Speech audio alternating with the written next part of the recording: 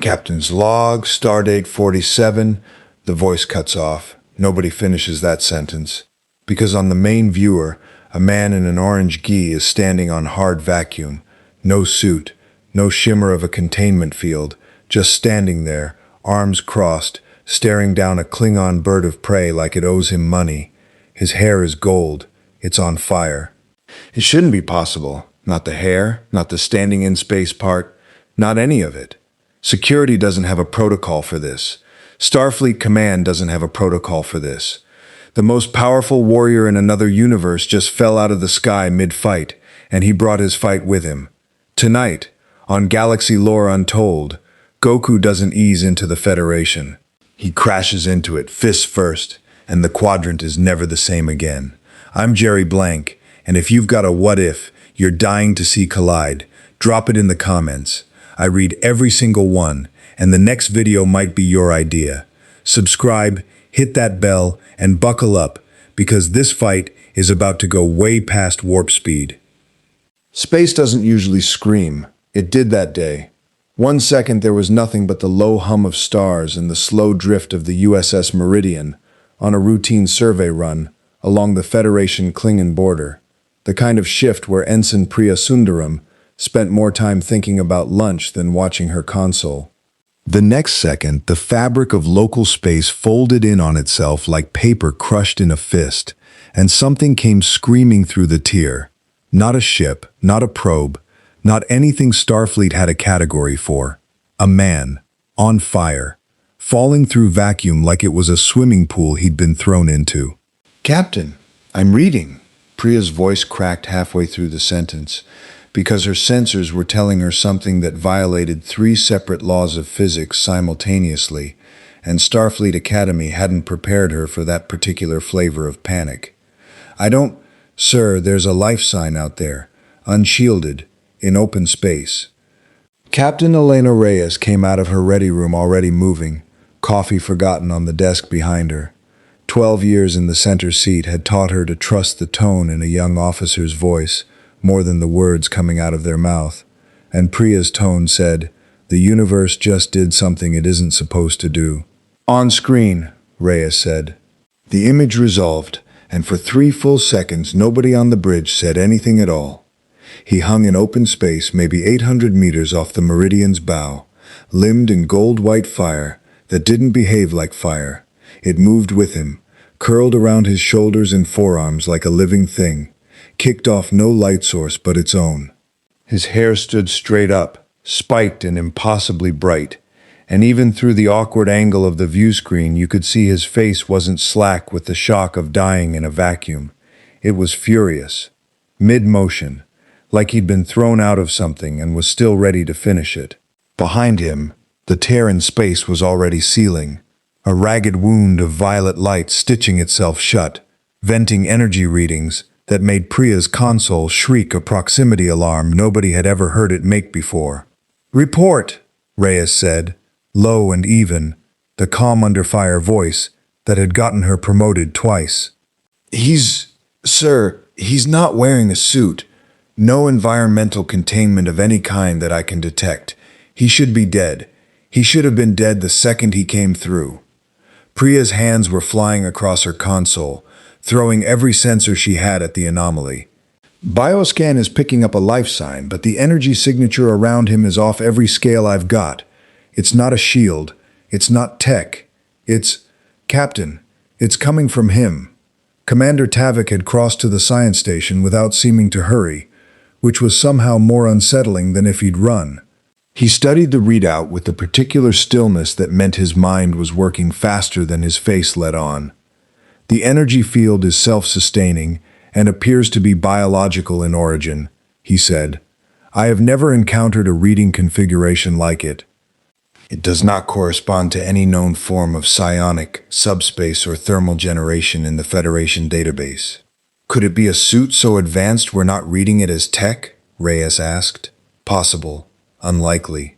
Tavik's eyebrow twitched, the Vulcan equivalent of an exclamation point.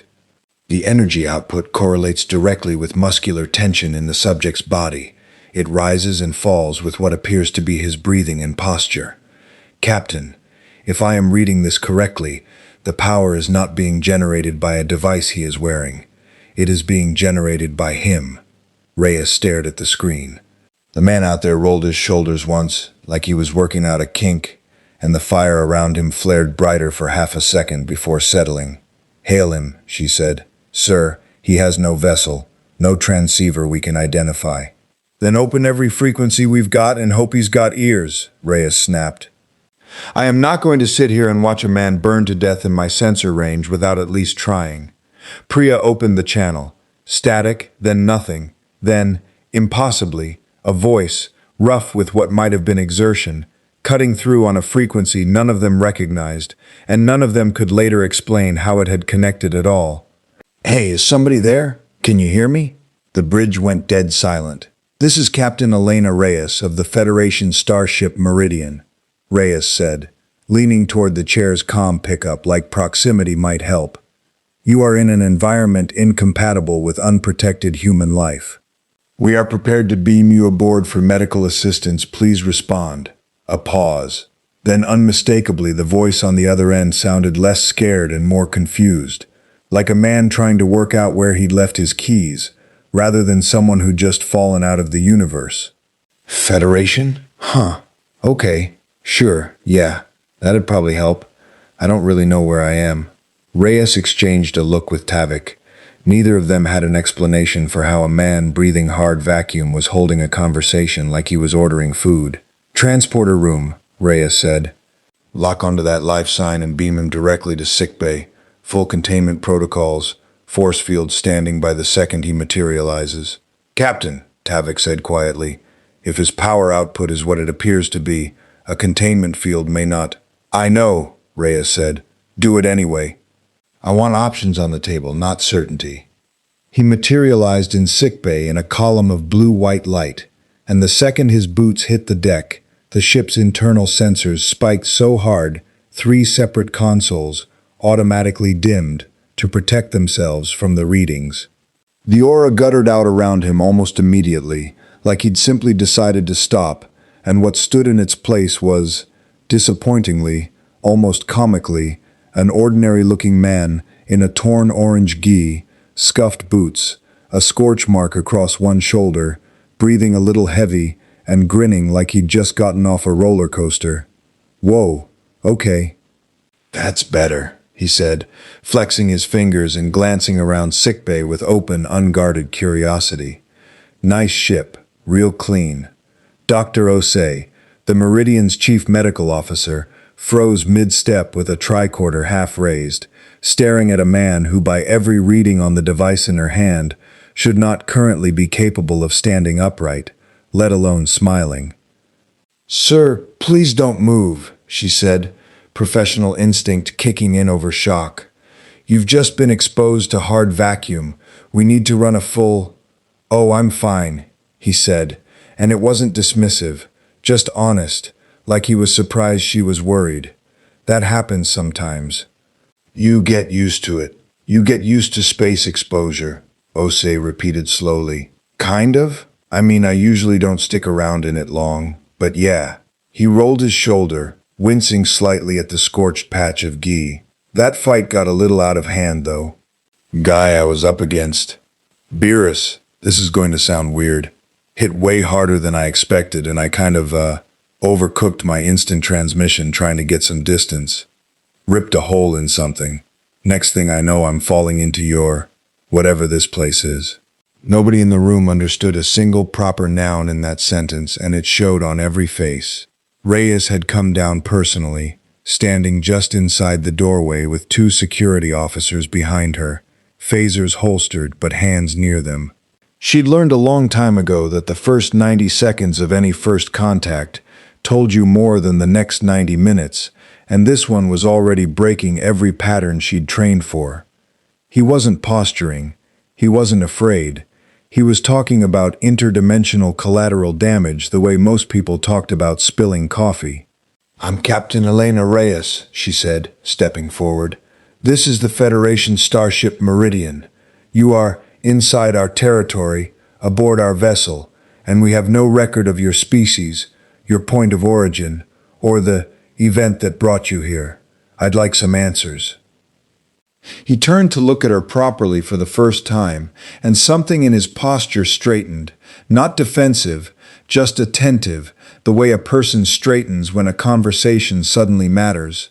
"Fair enough," he said. "I'm Goku. Where I'm from, this is Earth business, but I don't think this is my Earth, is it?" "No," Rhea said carefully. "This is the United Federation of Planets. Earth is a member world, but I don't recognize you as any Earth-born species we have on record." Goku blinked, then laughed, a short, genuinely delighted sound, like the universe had just told him a good joke. "Okay, that's a new one. Different Earth, huh? Guess that tracks, actually, given how I got here." He scratched the back of his head. "Sorry if I scared anybody. I really didn't mean to just fall out of the sky like that." "You didn't fall out of the sky," Tavik said from the doorway, arriving mid-sentence with a data pad already in hand. "You fell out of a tier in subspace that, by every metric aboard this vessel, should not have been survivable to cross. I would very much like to understand how." "Honestly, me too," Goku admitted. "I've done instant transmission a lot, but never through whatever that was. Usually I just go where I want to go, not somewhere I've never been." He frowned, thinking, "Guess I was pushing too hard. Hitting a wall that hard, energy's gotta go somewhere." Reyes crossed her arms. "You're telling me you tore a hole between two separate points of reality by accident, mid-combat?" "Pretty much, yeah." The bridge crew would replay that exchange 100 times over the following weeks, trying to parse whether the man standing in their sickbay was being deliberately evasive or was simply, genuinely, unbothered by a scale of destructive potential that made every strategic officer in the Alpha Quadrant lose sleep. Dr. Osei finally got a tricorder scan to complete, and the readout made her sit down hard on the edge of a biobed that wasn't hers. "Captain," she said, voice tight, "his baseline vitals are, I need to run this twice, because I don't believe it the first time. Heart rate, cellular density, muscular output, these numbers don't correspond to any humanoid physiology in the database. Not close." "Give me something I can use, Doctor." "He's not hurt," Osei said. "There's residual thermal stress, some minor tissue fatigue consistent with prolonged high-intensity exertion, which, given what the sensors logged when he arrived, means he was in the middle of a fight that generates output on a scale that would vaporize this ship several times over, and he walked away with what amounts to a hard workout." She looked up. "I don't have a medical frame of reference for this man. I don't think any of us do." Reyes held Goku's gaze for a long moment. He didn't look away, didn't posture, didn't do any of the dozen things a hostile actor might do, to seem more or less threatening than they were. He just looked like a man waiting to see what happened next, comfortable in his own skin in a way that felt less like arrogance and more like simple, bone-deep confidence. "Mr. Goku," she said finally, "I'm going to be direct with you, because I think you'll appreciate that more than diplomatic hedging.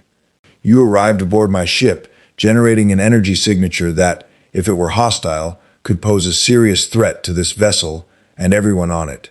I have no reference for your species, your technology, or lack of it, or your intentions." "I need to know what you want." Goku considered the question with more weight than anything he'd said so far, some of the easy humor fading into something quieter and more thoughtful. "Honestly, right now I just want to figure out how to get home," he said. "I've got people waiting on me, my wife, my kid, a rematch I was kind of in the middle of, a flicker of a grin. But I get that you don't know me, and I get why that makes you nervous. So, ask what you need to ask. I'm not going to lie to you. Where I come from, that's not really how I do things." It was, Reyes would later note in her log, either the most reassuring or the most alarming thing anyone could have said, because there was nothing in his tone she could point to as deception, and that was its own kind of unsettling, when the man in question had just described casually punching a hole through the wall between universes. Tavik, she said, not taking her eyes off Goku. Get me everything we can pull from the sensor logs on that rupture. I want to know if it's stable, if it's repeatable, and if anything, or anyone, might be following him through. Already compiling, Captain, Tavik said. Dr. Osei, continue your workup, but I want him cleared for movement within the hour, if nothing contraindicates it. I don't think confining him to a biobed is going to hold much weight either way, and I'd rather have him cooperative than cornered. Osei's mouth twisted in something like dark humor. Given his tissue density readings, Captain, I don't think this bed could hold him if he decided otherwise. Goku, to his credit, looked faintly embarrassed by that. I really am trying to be polite about this, he offered. For the first time since the rupture had torn open in front of her ship, Reyes felt something like her footing return underneath her. Not certainty, not yet, but the shape of a plan. Then let's start with polite, she said. Walk with me. I want to show you the ship, and I want you to keep talking. Everything you can tell me about where you're from, what you can do, and what might be following that hole in space you punched open. I need to hear it. Goku hopped off the biobed with an ease that made the security officers behind Reyes tense visibly, then fell into step beside her toward the sickbay doors, hands laced behind his head in a posture so casual it looked almost rehearsed for how little it fit the situation. Sounds good, he said. Oh, quick question. Since we're being upfront with each other, are there any strong fighters around here? Not trying to start anything, he added quickly, catching the look on Reyes's face. It's been a while since I met someone new who could really go all out. Kind of a habit of mine. Behind them, on the far side of the ship, 3 decks up, a comm officer's console lit up with a priority alert that would reach the bridge within the next 90 seconds. An unidentified vessel, bearing Klingon transponder signatures. He changed course and was accelerating hard toward the Meridian's position, clearly having detected the same impossible energy spike that had brought Starfleet's attention crashing down on a man who fell out of the sky on fire. Reyes didn't yet know it, but she was about to get her answer to Goku's question a great deal sooner than either of them expected. The Klingon bird of prey decloaked 400 meters off the Meridian's port bow, with the kind of theatrical suddenness that Klingons seem to consider a point of pride rather than a tactical liability. Wings spread wide, disruptor cannons already tracking. Red alert, Reyes snapped, the words out of her mouth before she'd even reached the bridge. Goku a half step behind her, hands still laced behind his head like he was on a leisurely walk, rather than heading into what every instinct in Reyes's body was screaming was about to become a shooting war. Report. IKS Hovachuk, Captain, Tavik said from the science station, not looking up. Bird of prey, standard configuration, weapons are hot, they are hailing. On screen. The view screen resolved to a cramped, red-lit bridge and a Klingon filling most of the frame. Heavyset, a scar bisecting one thick brow, armor plating catching the light with every breath he took, like he was barely containing the urge to do something physical with his hands.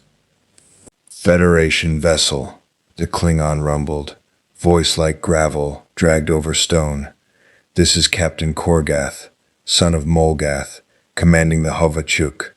You are within disputed border space, and my sensors registered an energy discharge 11 minutes ago that violates 17 separate treaty provisions on unauthorized weapons testing. Explain yourselves, or I will assume this is an act of war and respond accordingly. Reyes stepped fully into frame, spine straight, giving nothing away. Captain Korgath, this is Captain Elena Reyes of the Meridian. We conducted no weapons test. What your sensors registered was an unidentified individual who arrived through what appears to be a naturally occurring subspace rupture. We are currently assessing the situation and pose no threat to Klingon territory. Korgath's eyes narrowed, and then, inevitably, because it was standing right beside her, his gaze slid past Reyes and landed on Goku. There was a beat of silence. That is your unidentified individual, Korgath said slowly, and something in his voice had shifted from suspicion into something closer to hunger.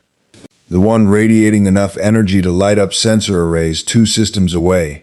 That's me, Goku said cheerfully, stepping forward with an easy wave, entirely unbothered by the fact that he was being addressed by a man on a warship, pointing weapons at his current place of residence. Hey. Sorry about the light show, that wasn't on purpose. Korgath stared at him for a long moment, the particular assessing stare of a warrior sizing up an opponent, cataloging stance, balance, the way weight sat on a body, and something in his scarred face cracked into a slow, dangerous grin. You don't look like much, Korgath said.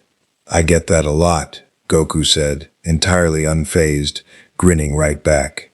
Captain Korgath, Reyes cut in, feeling the conversation slide sideways into territory she did not like. This individual has no vessel, no weapon, and no hostile intent that we've observed.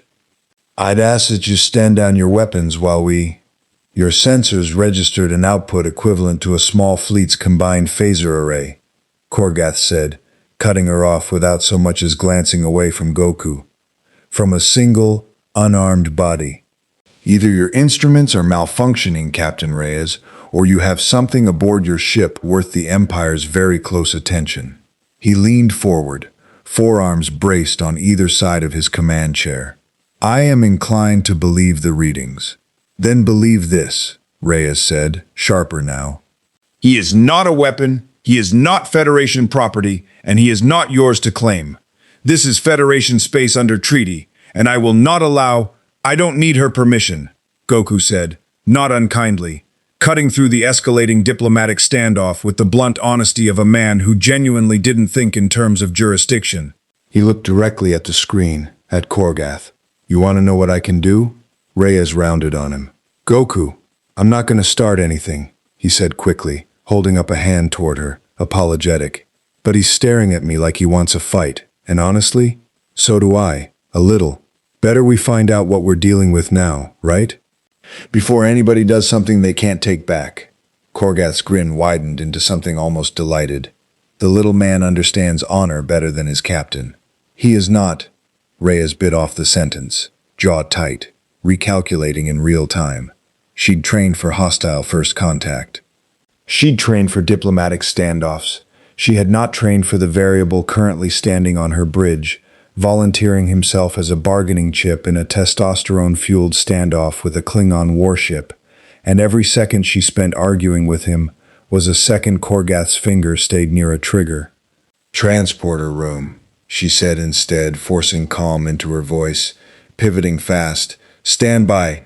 Tavik, hail Starfleet Command, Priority 1. Tell them we have a first contact situation, escalating with Klingon interest, and I want— Captain Reyes. Korgath's voice had dropped, gone flat and serious, in a way that cut through the bridge noise. Test him, here, now, in open space, away from both our vessels, so neither of us mistakes restraint for weakness.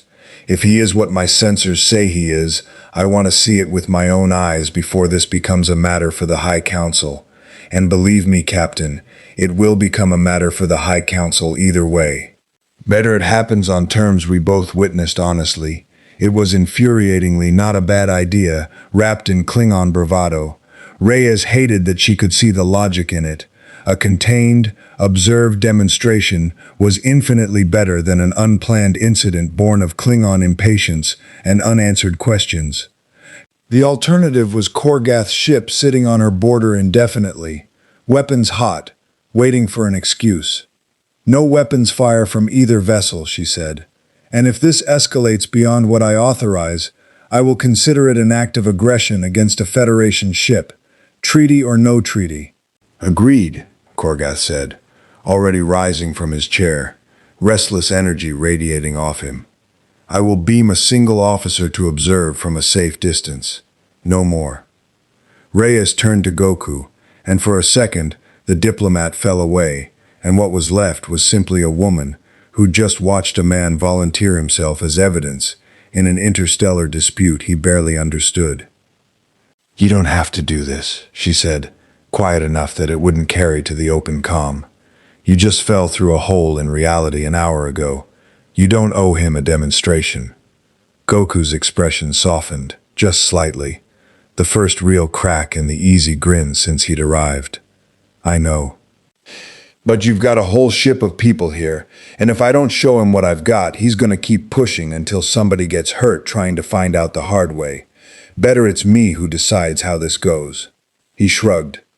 Also, he added, and the grin came back in full, unrepentant force, I really do want to stretch my legs a little. That fight with Beerus didn't exactly finish clean.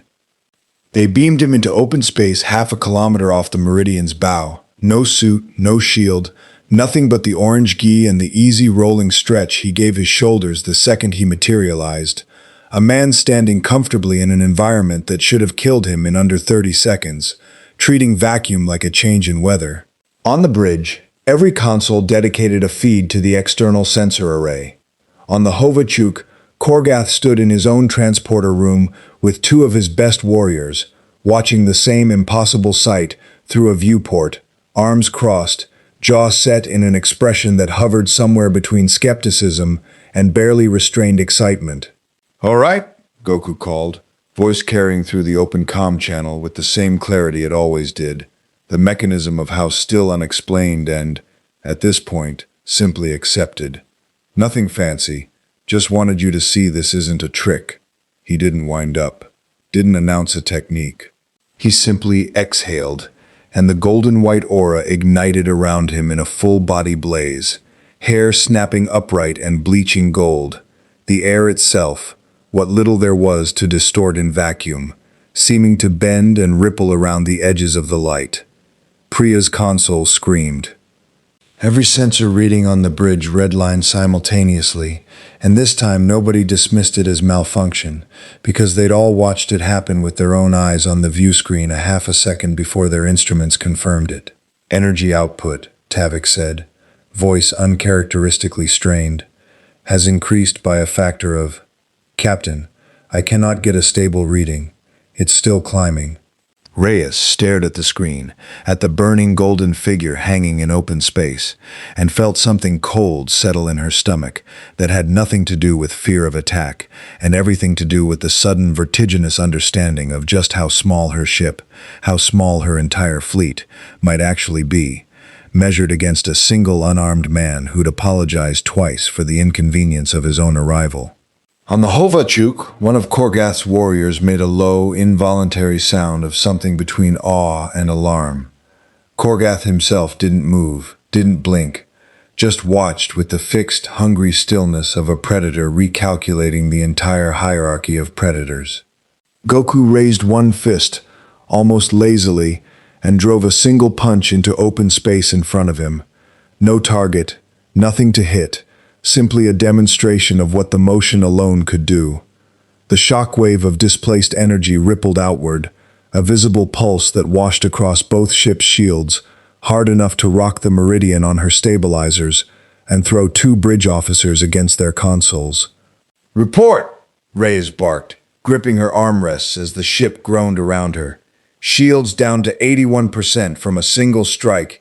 He didn't even land on us," Priya said, breathless, staring at her readout like it had personally betrayed her. "Captain, that was him pulling the punch. That was him being careful." Out in the open, Goku let the aura dim back down to a low simmer, glancing toward the Meridian with an expression that was almost apologetic. "Sorry, that traveled further than I meant it to. I forgot how far shockwaves carry without air to slow them down." He rubbed the back of his neck. "That's, maybe 10% of what I've got. Just so you know where the ceiling actually is. 10%. The number hung in the silence of the bridge like a physical weight.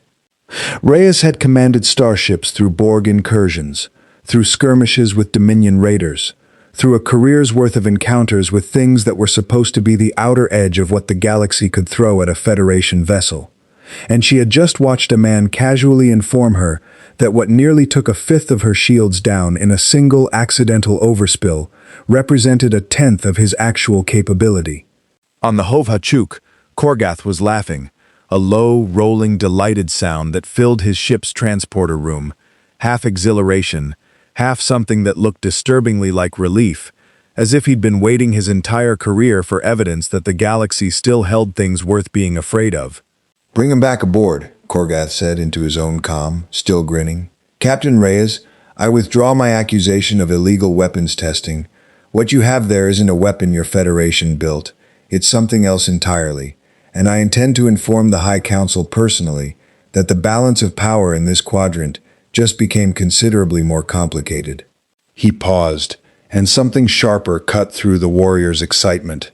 Calculation, cold and immediate.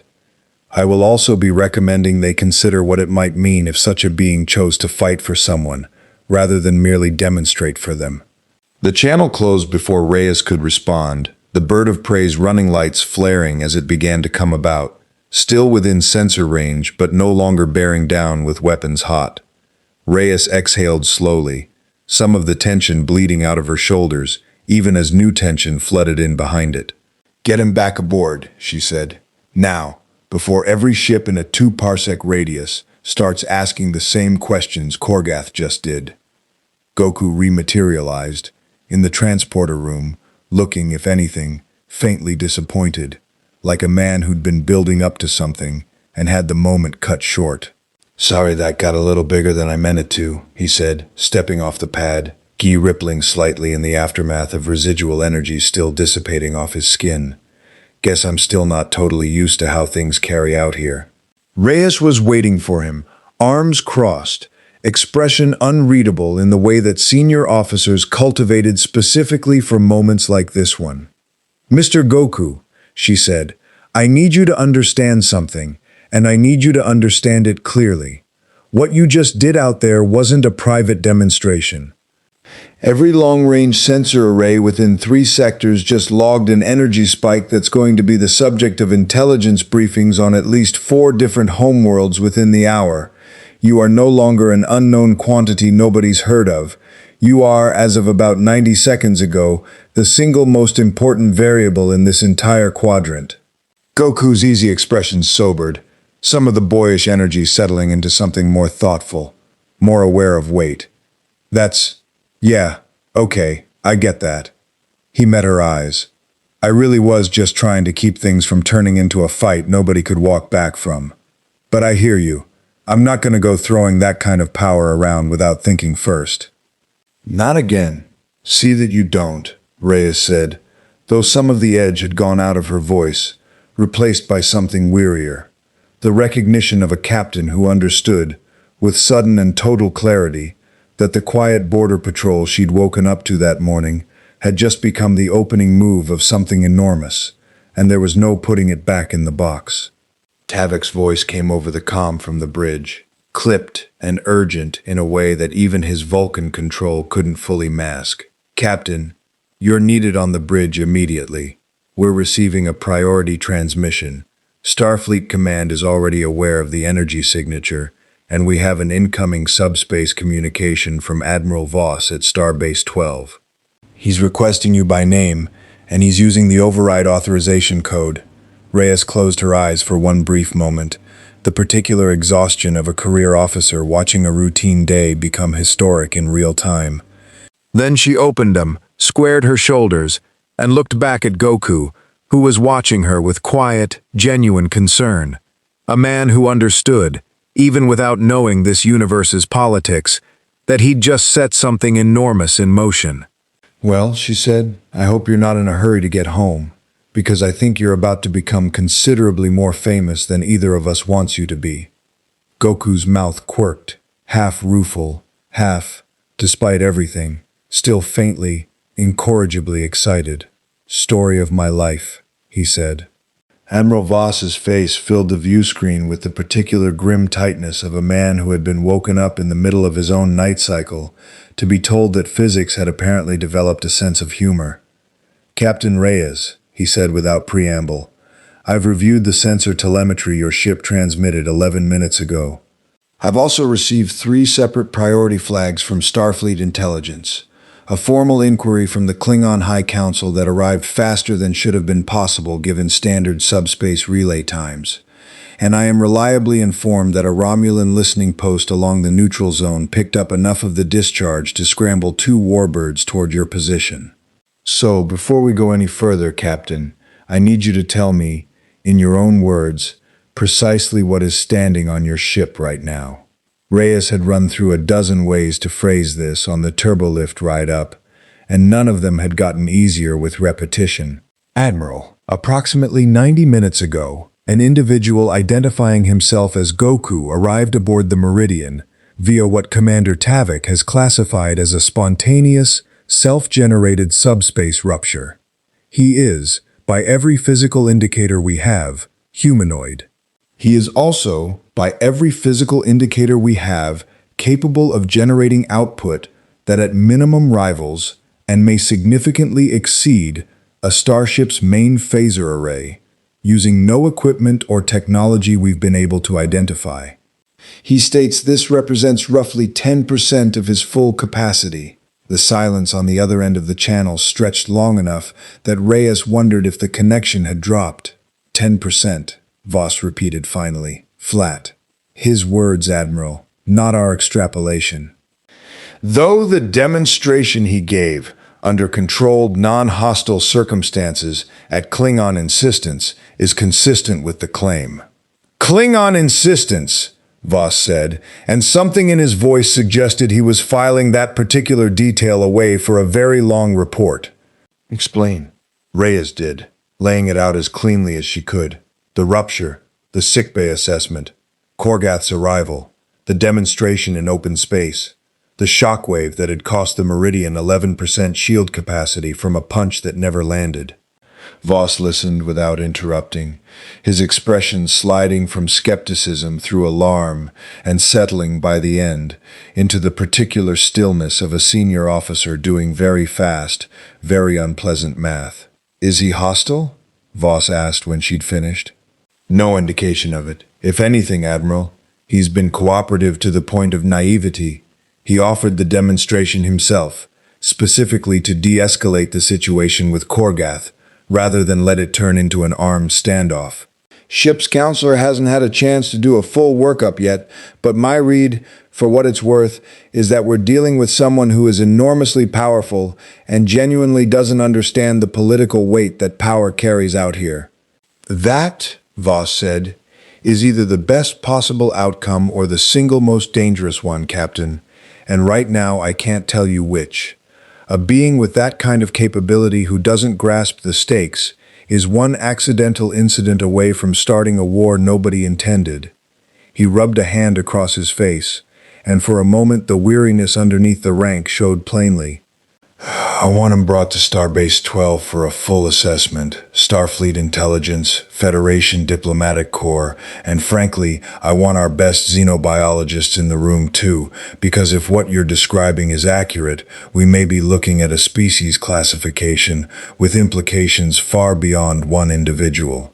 "Copy that, Admiral. Setting course now." Reyes hesitated, then added, because it needed saying, "Sir, I'd recommend we handle this delicately.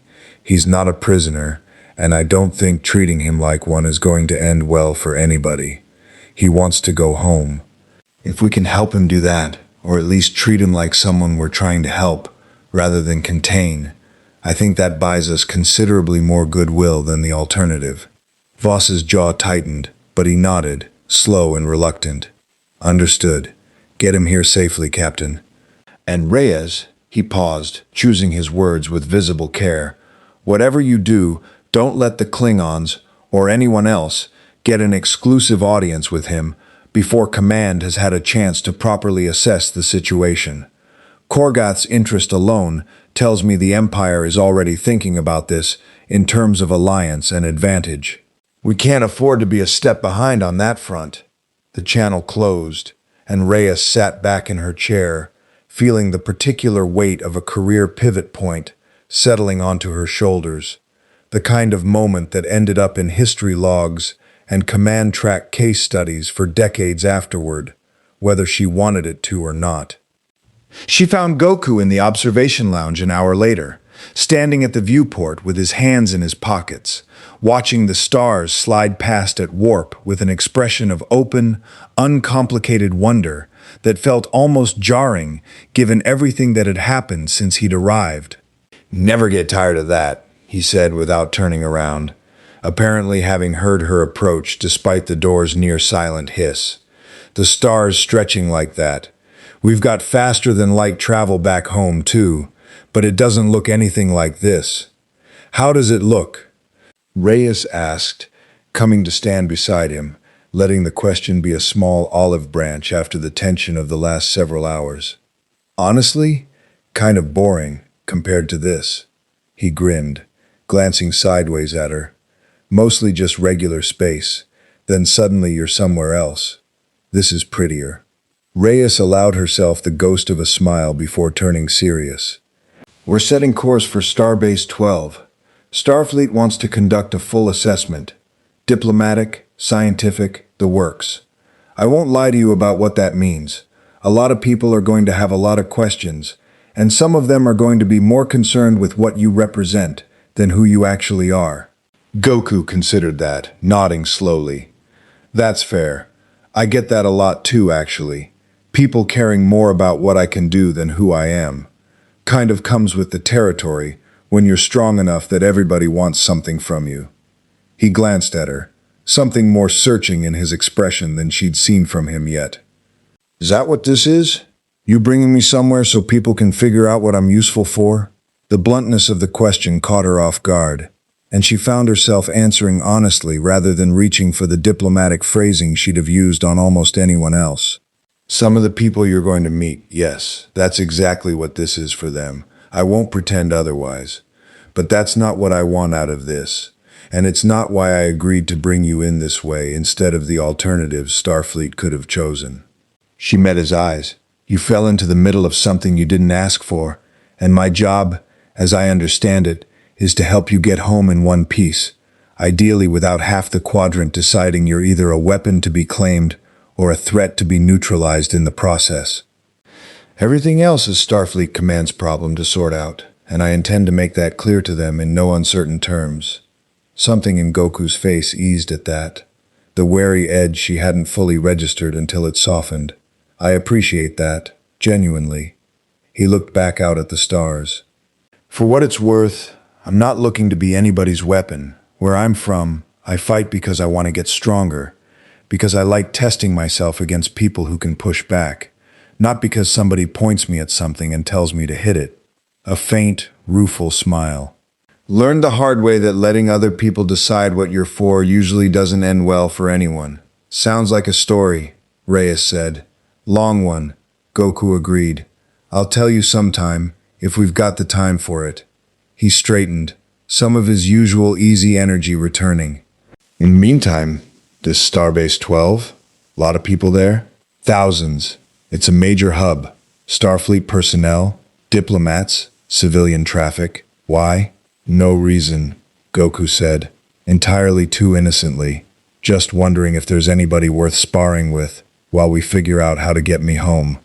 Reyes gave him a long, flat look that had absolutely no effect on the grin currently spreading across his face, and found herself, despite the mounting political catastrophe unfolding across 3 governments simultaneously, fighting down an entirely inappropriate urge to laugh.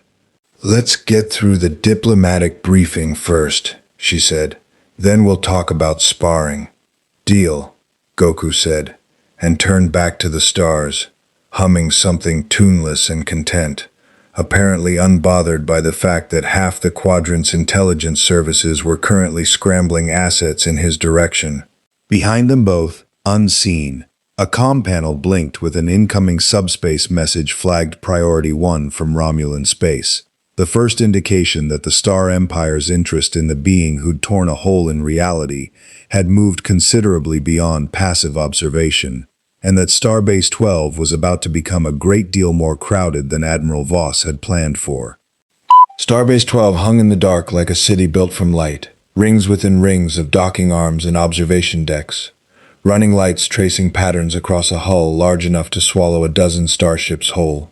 Even Goku, who had by now seen more of Starfleet technology than any being from his universe ever had, pressed his hand flat against the observation window as the Meridian came in on final approach, something like genuine awe breaking through his usual easy calm. "That's a lot of ship in one place," he said. "Wait until you see the inside," Reyes said, though her attention was mostly on the tactical display at the edge of the viewport, where 3 additional contacts had appeared in orbital space over the last 20 minutes. 2 Klingon escort vessels holding position at a diplomatically respectful but pointed distance, and more troublingly, a lone contact broadcasting a civilian transponder that Tavik's analysis suggested was almost certainly Romulan in origin, running under false registry. She didn't mention that second part to Goku. Not yet. The assessment took place in a secure conference room 3 decks below the Starbase's primary diplomatic wing. No windows, heavy shielding, the kind of room built specifically for conversations that governments didn't want overheard.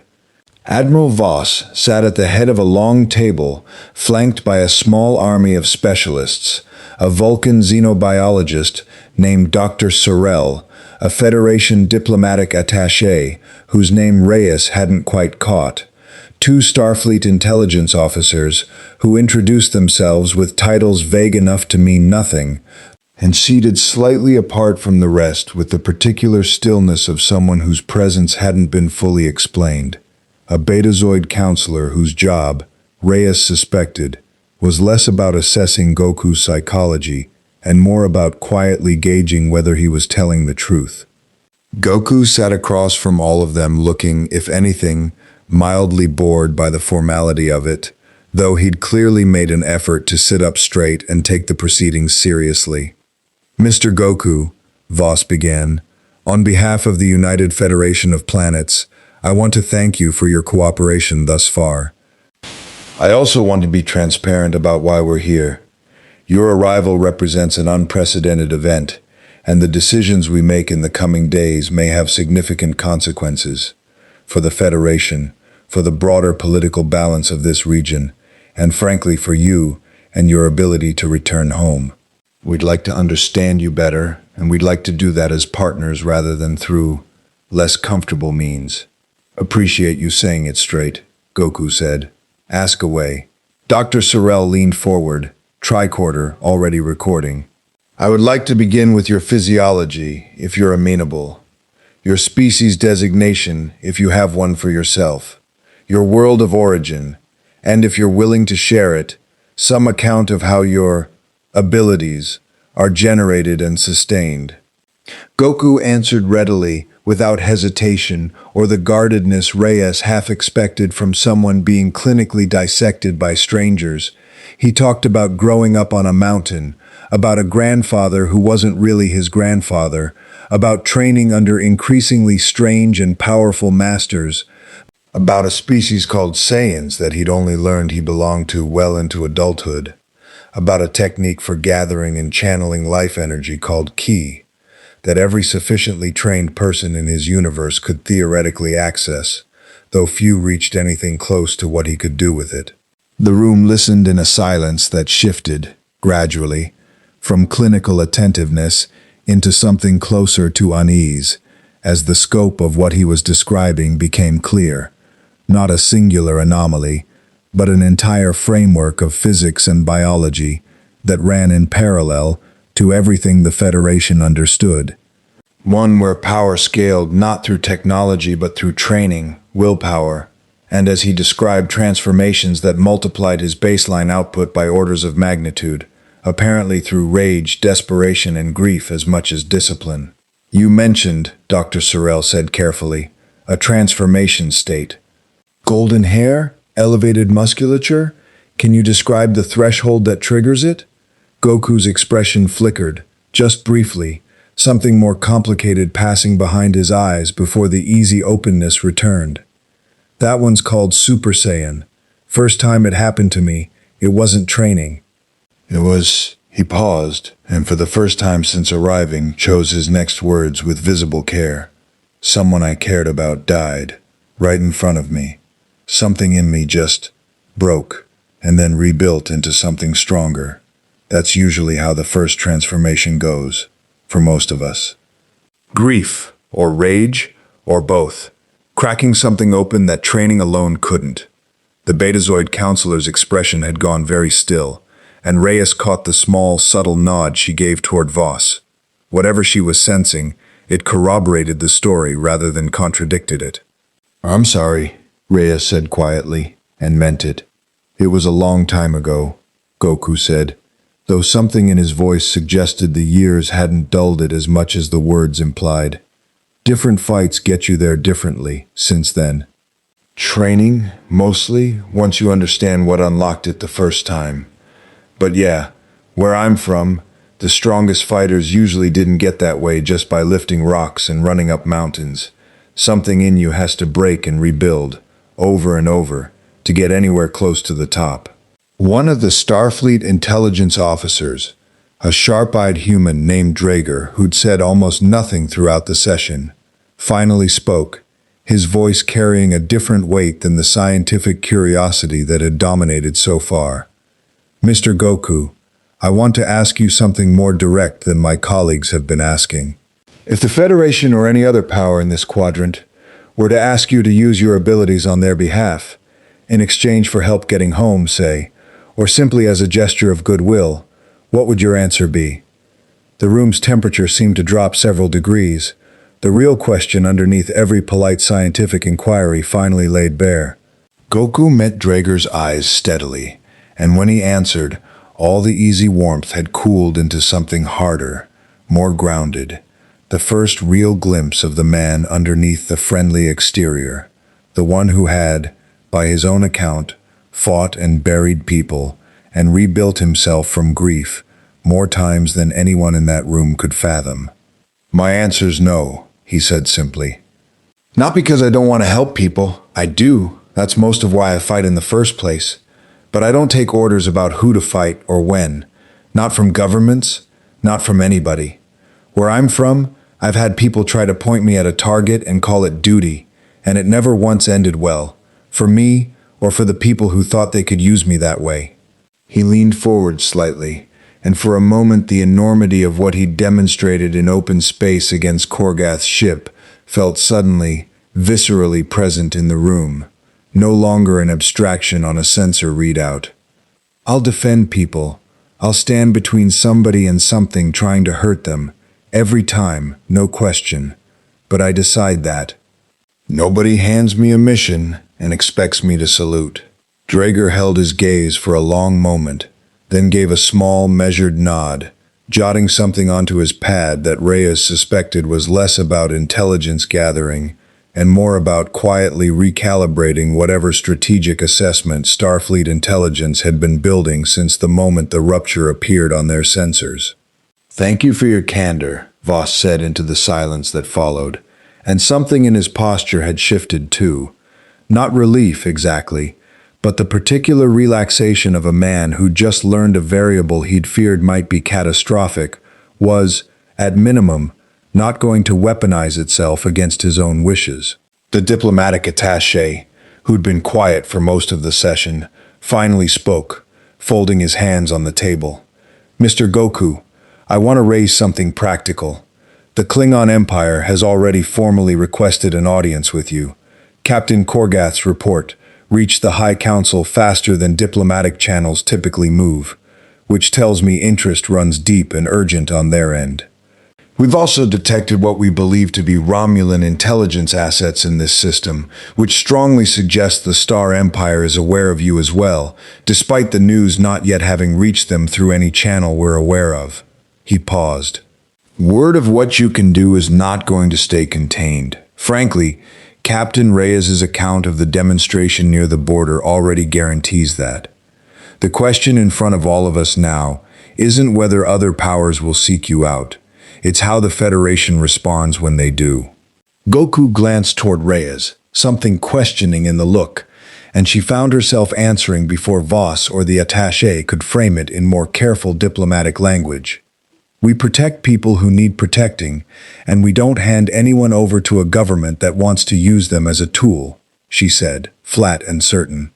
That's the Federation I signed up to serve. And if that's not the answer in this room, then we have a much bigger problem than one visitor from another universe. Voss's mouth twitched. Not quite a smile, but something close to approval, and he nodded slowly.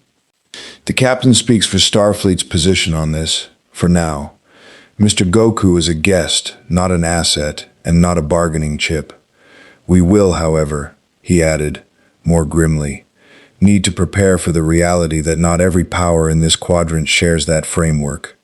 I'd like additional security assigned to the starbase effective immediately, and I want a formal response prepared for the Klingon audience request, carefully worded, and with Mr. Goku's input on whether he even wishes to grant it. I don't mind meeting them, Goku said, surprising several people in the room. Especially if that Korgath guy shows up again. Guy seemed like he actually wanted a real fight, not just posturing. Kind of respect that, honestly. That, Voss said dryly, is precisely the sentiment I was hoping to discourage, Mr. Goku, but I appreciate the honesty. The session wound down not long after, details of logistics and security handed off to aides and specialists. But as the room emptied, Reyes lingered, catching Goku's arm gently before he could follow the others out. You did well in there, she said. Better than most diplomats I've sat across a table from.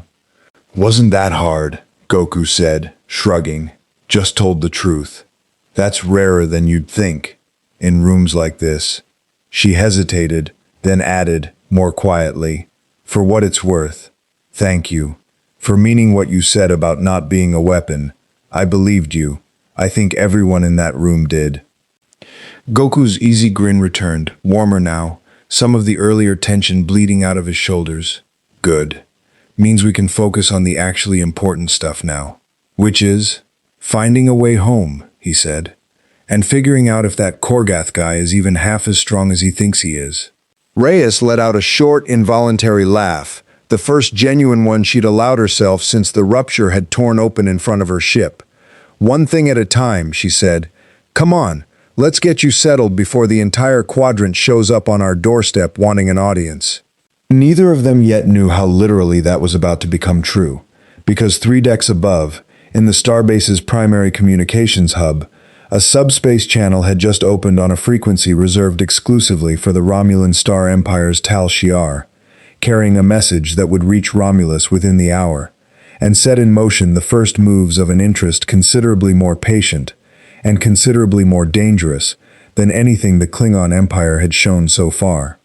3 days passed on Starbase 12, and in that time Goku became, against every instinct Reyes had for how these things usually went, something close to popular. It started small, a request from the Starbase's junior officer training program to observe a controlled demonstration of unfamiliar combat technique, which Voss had reluctantly approved on the theory that a supervised official exhibition was infinitely preferable to an unsanctioned one.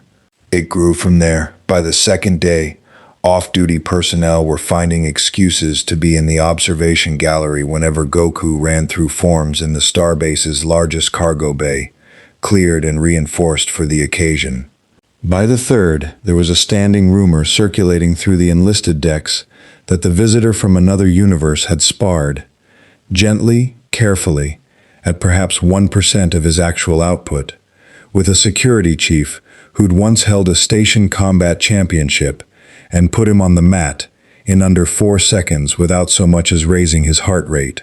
Goku, for his part, seemed to genuinely enjoy the attention in a way that had nothing to do with vanity and everything to do with simple delight at meeting people who trained, who pushed themselves, who understood, even at a fraction of his scale, what it meant to chase strength for its own sake.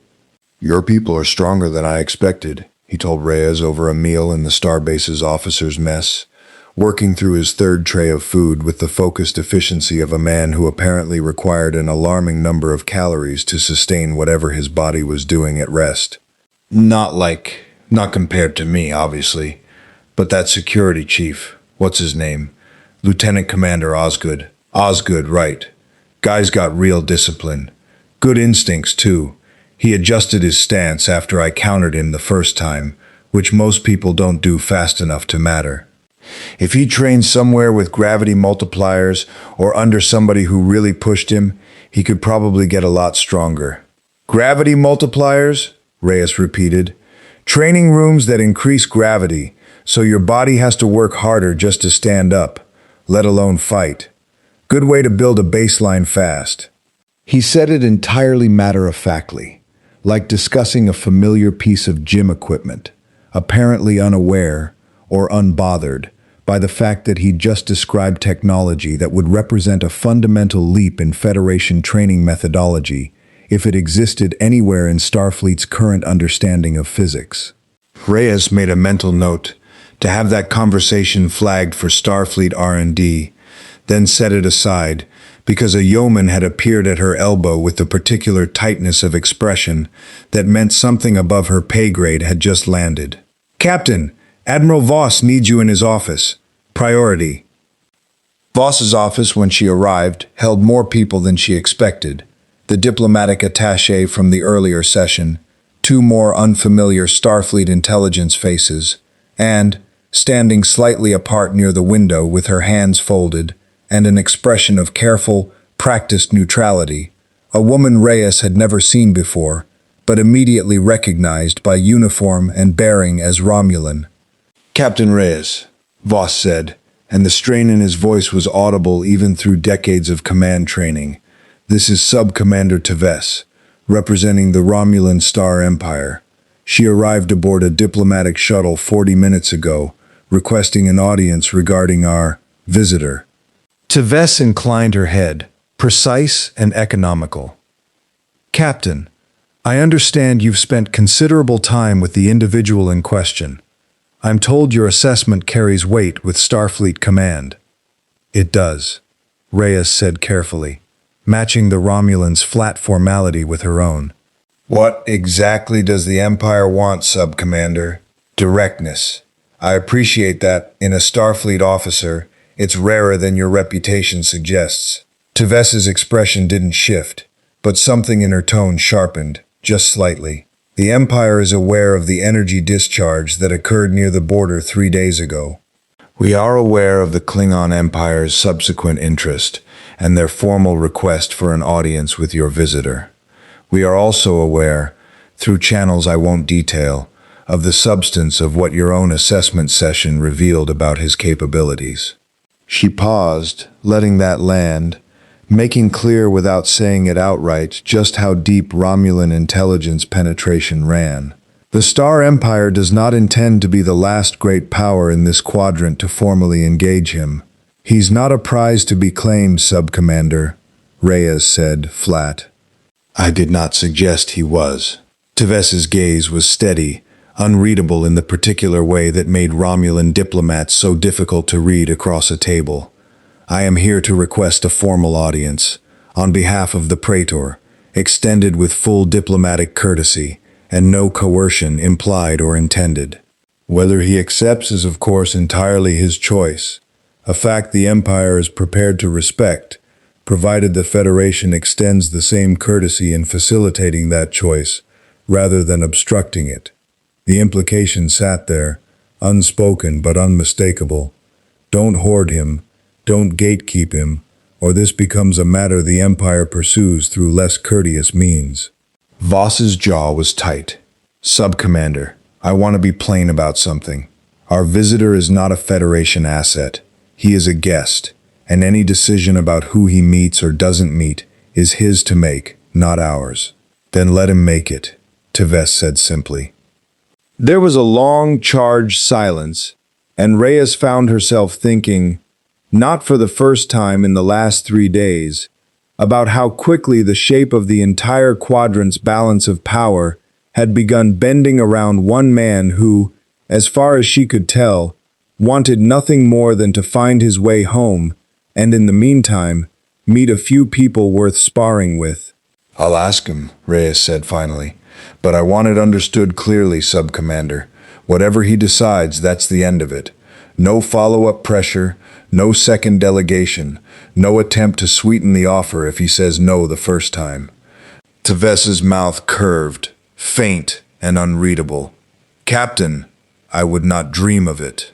Something in the way she said it suggested precisely the opposite, and Reyes filed that away with the same wary attention she'd have given a hull breach warning.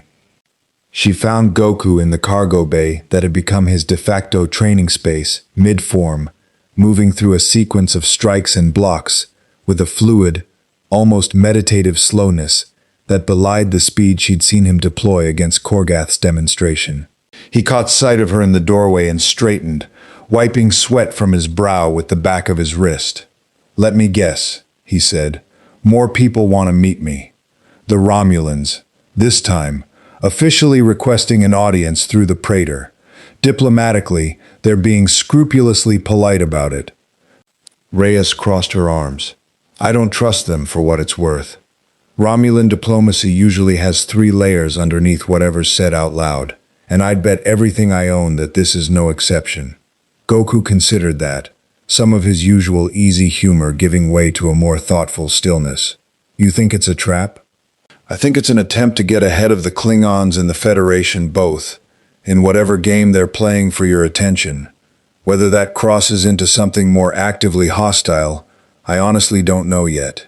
She hesitated, then added, "It's your call, though. I told her that, and I meant it. If you want to say no, I'll back that completely, Starfleet included." Goku was quiet for a moment, working something through behind his eyes. "You know what's weird," he said eventually. "Back home, when I meet somebody strong, really strong, dangerous strong, I usually just want to fight them and see what happens. Doesn't matter much if they're good or bad going in, because the fight tells me more than the reputation does." He looked up at her. "But this feels different. Everybody here's playing a longer game than just who's stronger. Governments, treaties, all that stuff underneath the fighting. I don't really know how to read that the way I read a fight." "That's a fair thing to not know how to read," Reyes said. "It took me years of training to get good at it, and I still get surprised sometimes." "Yeah." He exhaled, something decisive settling into his posture. "I think I'll meet them. Not because I trust them. I don't, not yet, and I hear you on that. But I'd rather know what they're after by meeting them than spend the whole time wondering from a distance. That's usually how I figure people out best." "I'll come with you," Reyes said immediately. "Figured you would," Goku said, and the grin came back, easier now. "Didn't think you'd let me walk into a room with Romulans alone even if I asked you not to."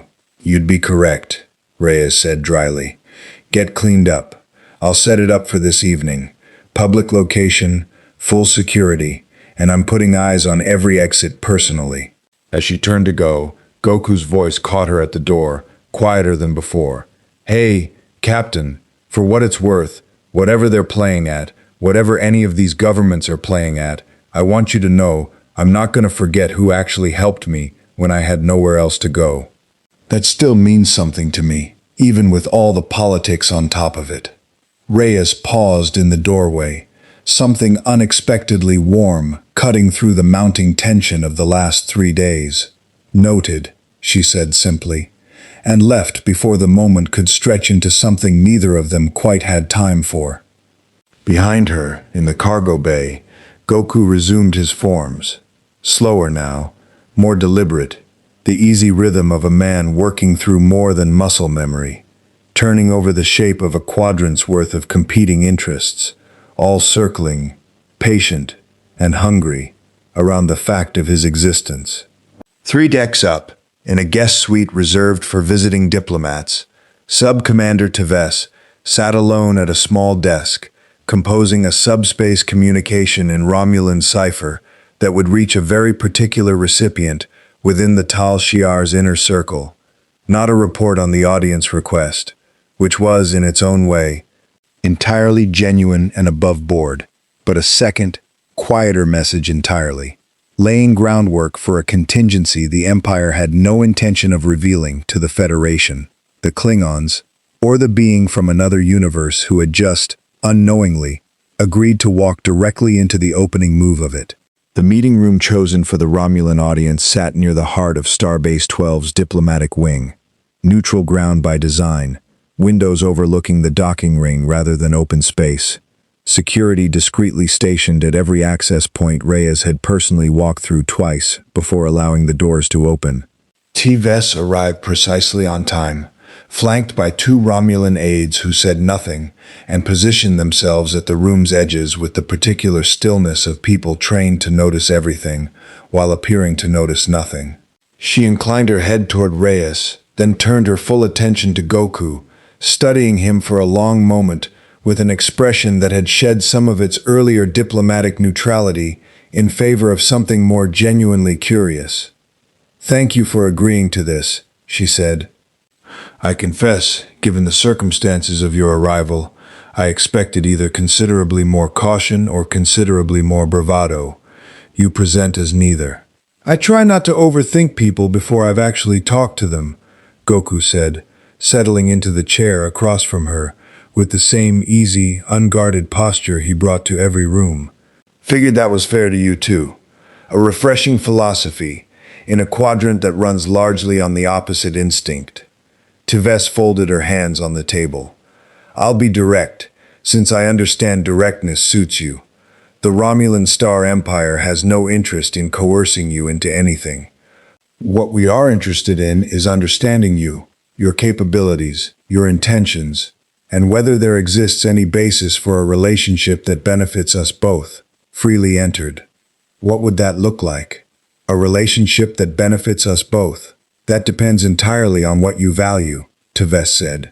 "The Federation, I suspect, has offered you help finding your way home, protection while you remain here, and little else beyond that. Admirable, if somewhat limited given what your own accounts suggest is possible." She let that sit a moment. "The Empire can offer considerably more latitude, resources unbound by Federation bureaucracy, access to research on subspace phenomena that Starfleet's more cautious scientific culture has been reluctant to pursue, and should you wish it, an audience with individuals in this quadrant whose strength might genuinely interest you, including, I'm given to understand, capabilities within our own military that we do not typically demonstrate for outsiders."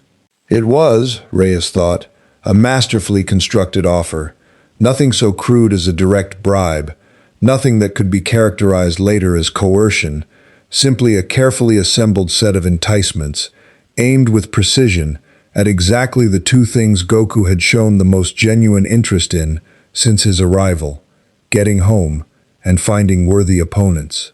Goku, to his credit, seemed to recognize the shape of it too. "That's a good pitch," he said, not unkindly. "Real specific. Makes me wonder how much digging you did to figure out exactly what I'd want to hear." Tves's expression didn't crack, but something in her stillness sharpened, recalibrating. "I prefer to think of it as attentiveness rather than manipulation." "Sure," Goku said, easy, unbothered. "Here's the thing, though. I don't really do deals where I don't know what's underneath them. Where I'm from, when somebody offers you exactly what you want, with no strings you can see, that usually means the strings are just really well hidden." He leaned back slightly. "So, what's the actual ask, underneath the resources and the research and the sparring partners? Because there's always an ask. I'd rather hear it straight than find it out later." The room went very quiet. Reyes found herself holding her breath, watching Tves's careful diplomatic mask hold for 1 second, 2, before something shifted behind her eyes. Not quite respect, but a recalibration of just how much subtlety this particular negotiation was going to require. "Very well," Tves said finally. "The Empire would want, at minimum, a formal understanding. Not binding, not immediate, but an understanding that should conflict arise in this quadrant, your sympathies would lean toward Romulan interests rather than against them. We are not asking you to fight our wars. We are asking that if a moment comes where your involvement matters, we are not the last consideration in your mind." "There it is," Goku said, without heat, almost approving of the honesty, even as he turned the offer over. "Okay, here's my answer, and it's the same one I gave the Federation, so you're not getting a worse deal than they did. I don't pick sides based on who asks first or who offers the most." I pick based on who's actually in the right when it matters, and I make that call myself, in the moment, based on what I see. He met her eyes, steady. That's not me turning you down flat, for what it's worth. It's me telling you the only deal I'll actually keep is I decide, every time, based on what's true. If that's not useful enough for the Empire, I understand. But I'm not going to promise you something I don't mean just because the offer sounded good. Teves studied him for a long moment, and when she finally spoke, something had shifted in her voice. Less diplomatic performance, more genuine calculation. That is, I confess, both a more honest answer than I expected and a considerably more concerning one, from the Empire's perspective. A variable that cannot be secured is a variable that must be planned around rather than relied upon. She rose, smoothing her uniform with brisk efficiency. I appreciate your candor, Goku. I suspect we will speak again. Looking forward to it, Goku said, and meant it in the uncomplicated way that made Reyes's stomach tighten slightly, because she'd caught something in Teves's parting words that read less like diplomatic pleasantry and more like a promise. The Romulan delegation departed within the hour, shuttle disengaging from the starbase's docking ring and vanishing into warp with the particular efficiency of people who'd gotten exactly the information they came for, whatever the outcome of the stated negotiation.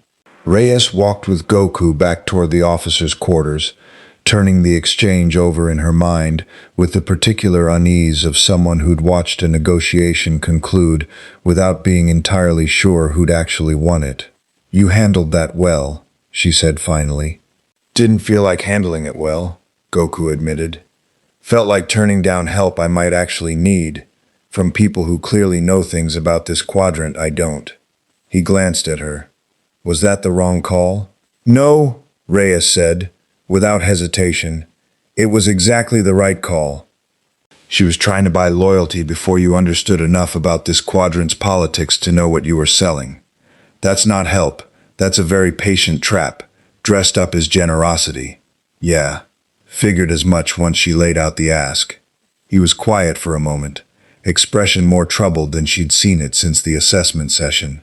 Back home, when somebody's strong and somebody else wants something from them, it's usually simple. They either ask you to fight, or they try to fight you themselves and take what they want by force. This is different. Everybody's got 3 moves planned before they even open their mouth. He exhaled. I don't love it. Makes it harder to know who's actually worth trusting. For what it's worth, Reyes said, the fact that you turned her down without even fully understanding the stakes tells me your instincts are better calibrated for this than you're giving yourself credit for. Goku's mouth quirked, some warmth returning. Maybe I just got lucky this time. He glanced sideways at her. Guess we'll find out if the Klingons play it any different when Korgath's audience finally happens. Reyes's comm badge chirped before she could answer. Tavik's voice crisp and urgent, cutting through the corridor's quiet. Captain, priority message from Admiral Voss. You're needed in his office immediately, and he's asked that Goku accompany you. Something in Tavik's tone, controlled, but with an edge underneath the Vulcan flatness that Reyes had learned to read as genuine alarm, sent a cold thread of unease through her chest.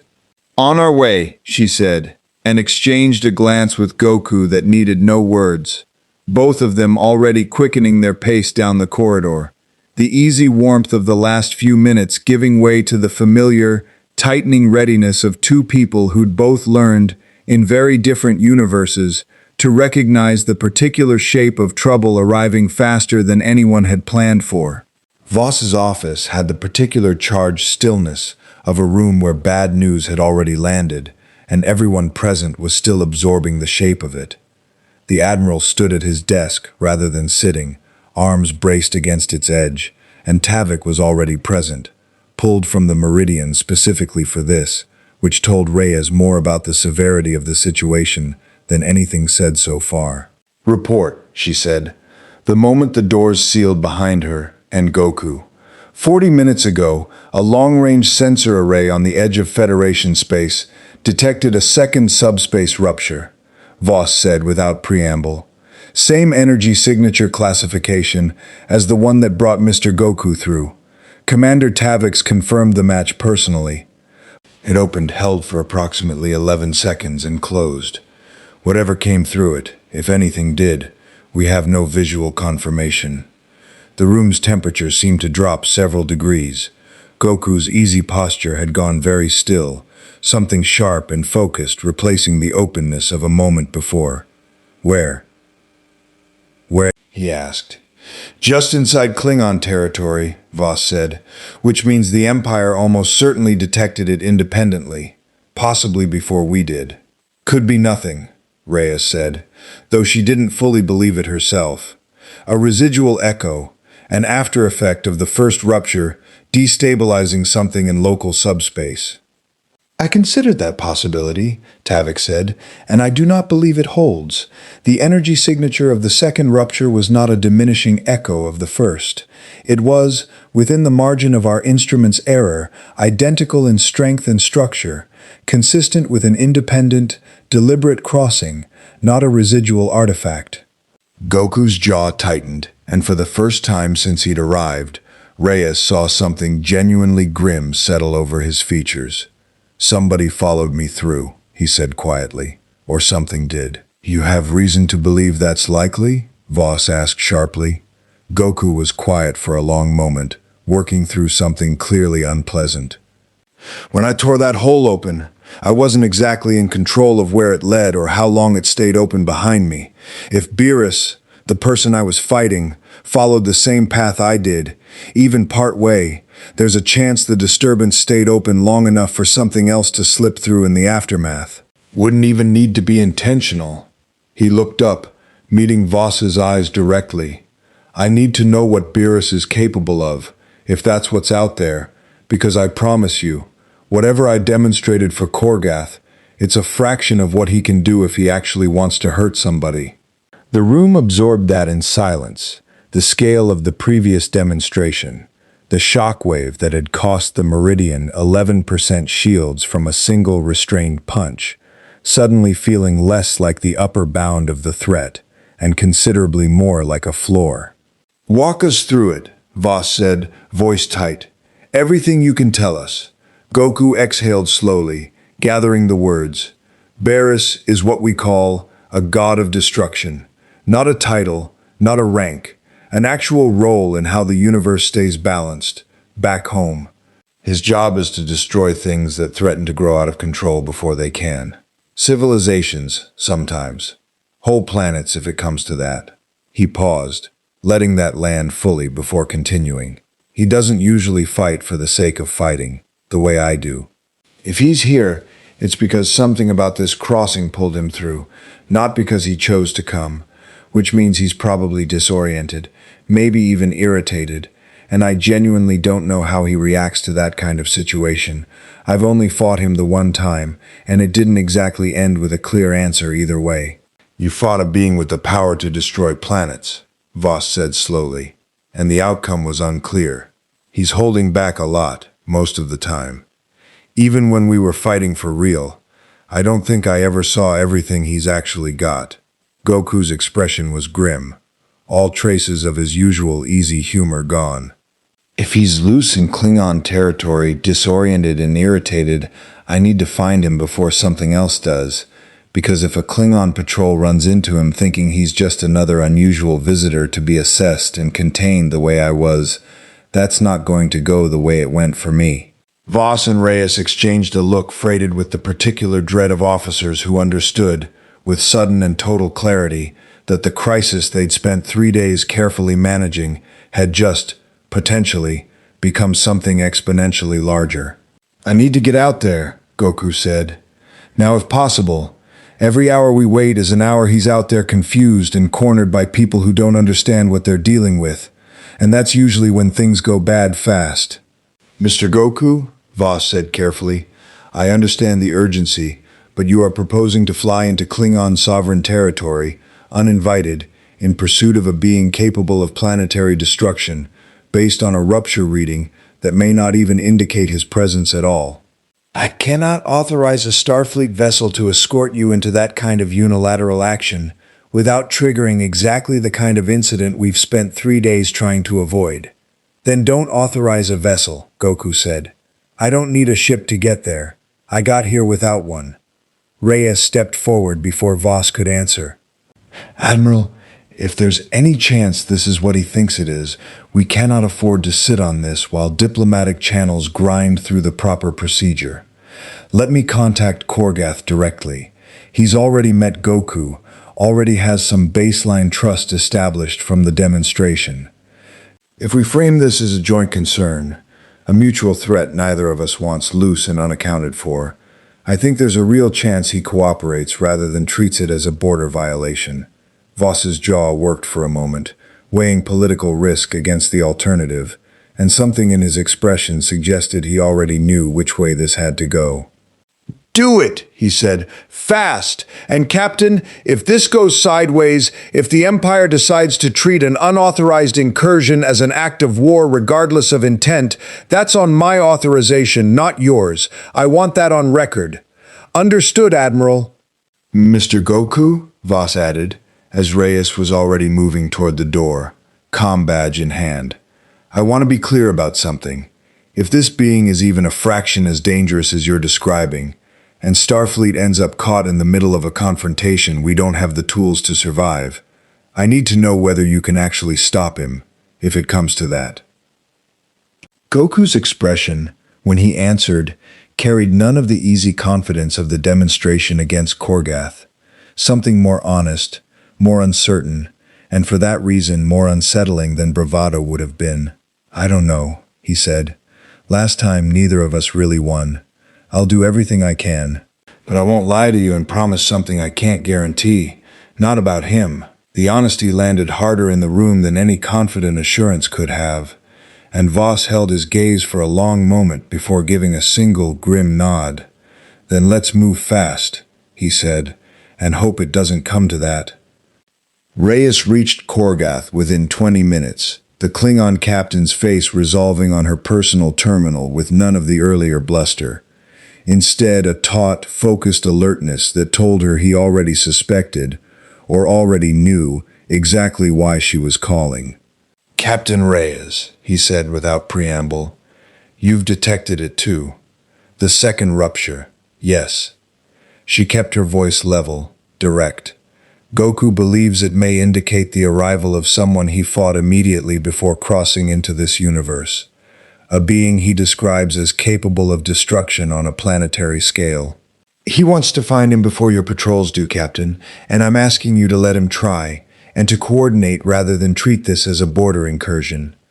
There was a long pause on the other end, Korgath's expression working through something visibly complicated, suspicion, calculation, and underneath it, Reyes thought, something that looked almost like excitement held carefully in check. A being capable of destroying planets, Korgath repeated slowly, loose in Klingon space, confused and potentially hostile, his mouth curved, slow and dangerous. Captain Reyes, you have my full attention, and against every instinct honor demands I keep to myself, my cooperation. Send him now. I will personally recall the patrol nearest the rupture site and hold them at a defensive distance until he arrives. His grin sharpened. And Captain, if this Goku requires backup, tell him the IKS Hovachuk stands ready. It has been a very long time since the Empire faced a fight worth remembering.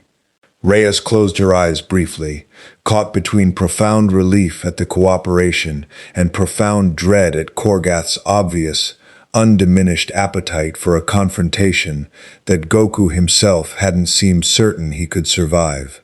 I'll tell him, she said. Coordinates incoming. And Captain, for what it's worth, thank you. Don't thank me yet, Captain Reyes, Korgath said, already turning to bark orders to someone off-screen, the channel closing on the sound of a Bird of Prey's bridge crew scrambling into motion. Thank me if we're all still breathing when this is over. The rupture site sat in a stretch of Klingon border space that had, until 40 minutes ago, contained nothing more remarkable than a scattering of uninhabited rock and a single automated listening post. By the time Goku arrived, not by shuttle, not by transporter, but by the same self-generated burst of speed and will that had first announced his presence to the Meridian sensors, a streak of gold-white light cutting across the dark faster than any conventional drive could manage, the scene below him told a story he didn't need words to understand. The listening post was gone, not destroyed in the conventional sense of hull breach and scattered debris, but erased, a perfect, smooth-edged crater carved into the asteroid it had been mounted on. The rock around the crater's rim fused to glass by heat that had no business existing in the vacuum of space. 3 Klingon patrol vessels held position at a wary distance, weapons hot but not firing, their formation the particular tight, controlled posture of experienced crews who understood, viscerally, that whatever had done this was not something to provoke carelessly. And at the center of it all, drifting in open space with his arms crossed and an expression of profound, aristocratic irritation, was a figure that made even Goku's stomach tighten on approach. Purple-skinned, tall, built with a lean, dangerous economy of muscle, wearing simple dark garments that seemed almost deliberately unremarkable given the power radiating off him in slow, ambient pulses that made the Klingon ship's shield generators whine in protest from 400 meters away. His expression, when he turned to track Goku's approach, held none of the confusion Goku had hoped for, only a cold, focused annoyance that had clearly been building since the moment he'd arrived. "You," Beerus said, voice carrying easily across the vacuum with the same unexplained clarity that seemed to govern how sound worked for beings of sufficient power in this universe. "This is where your reckless little escape landed us. Beerus." Goku slowed, hovering a respectful distance away, hands raised slightly, not in surrender, but in the universal posture of a man trying very hard not to make a bad situation worse. "Didn't mean to pull you through with me. You okay?" "Okay," Beerus repeated, and something in his flat tone carried more menace than shouting would have. "I was in the middle of a very satisfying fight, Goku, and instead of finishing it, I found myself dragged through a hole in reality into some backwater corner of an unfamiliar universe, disoriented for the better part of an hour, and then," his gaze flicked, contemptuous, toward the Klingon ships holding position nearby, harassed by primitive vessels that apparently mistook my confusion for weakness. One of the Klingon patrol commanders, to his credit, didn't flinch under that gaze, though Goku could see the tension in the ship's posture even from this distance. Every system running hot, ready to fire, and almost certainly aware it wouldn't matter if this went wrong. "Nobody's trying to harass you," Goku said carefully. "They didn't know what you were, same as they didn't know what I was when I showed up. They're cautious, not hostile, not unless you give them a reason." Beerus's eyes narrowed, something calculating moving behind the irritation. "And you've spent your time here making friends with them, I take it. How very you." He drifted closer, and the ambient pressure of his presence, not an aura exactly, nothing so crude as Goku's own visible energy, but something deeper and more fundamentally unsettling, like standing near a held breath the universe itself was taking, intensified enough that Goku felt his own instincts scream a warning he'd learned, long ago, never to ignore. "I'm trying to fix this without anybody getting hurt," Goku said. "That includes you. I know you didn't ask to be dragged along, and I'm sorry about that, genuinely. But this isn't your universe to destroy because you're having a bad day, and it's not mine to let you either." The words hung in the vacuum between them, and for a long, taut moment nothing moved. Not the Klingon ships, not Beerus, not even, it seemed, the ambient dust drifting in the wreckage of the vaporized listening post. Then Beerus smiled, slow and sharp, and something in the shift of his expression sent every hair on Goku's body standing on end. "There it is," Beerus said, almost fond, almost delighted, all the irritation folding into something far more dangerous. "That's the part of you I actually enjoy, Goku. You'll stand between me and an entire unfamiliar universe you barely understand, over principle, with absolutely no guarantee you can back it up. He rolled his shoulders, a small, economical gesture that nonetheless sent a visible ripple through the surrounding vacuum, distorting starlight at the edges of Goku's vision. Convenient, really. I was extremely displeased about our fight being interrupted. Let's finish it here instead, and this time perhaps your new friends can watch, since they seem so eager to understand what real power looks like. Beerus. I'm not asking, Goku. The first blow came without warning, without wind-up, without any of the telegraphing that even Goku's fastest strikes carried when he wasn't fully committed. Simply a fist arriving in the space Goku's head had occupied a half-second before, close enough that the shockwave of its passage alone sent one of the distant Klingon vessels rocking violently on its stabilizers, alarms blaring across all three bridges simultaneously. Goku had barely cleared the strike, already twisting his body to bring a counter around, gold light flaring instinctively around him as the fight's true pace asserted itself. No longer the careful, restrained demonstration he'd given for Korgath, but something closer to the actual ceiling of what he could bring to bear, torn loose by necessity, an old, hard-won instinct. The exchange that followed happened almost too fast for the Klingon vessel's sensors to properly track.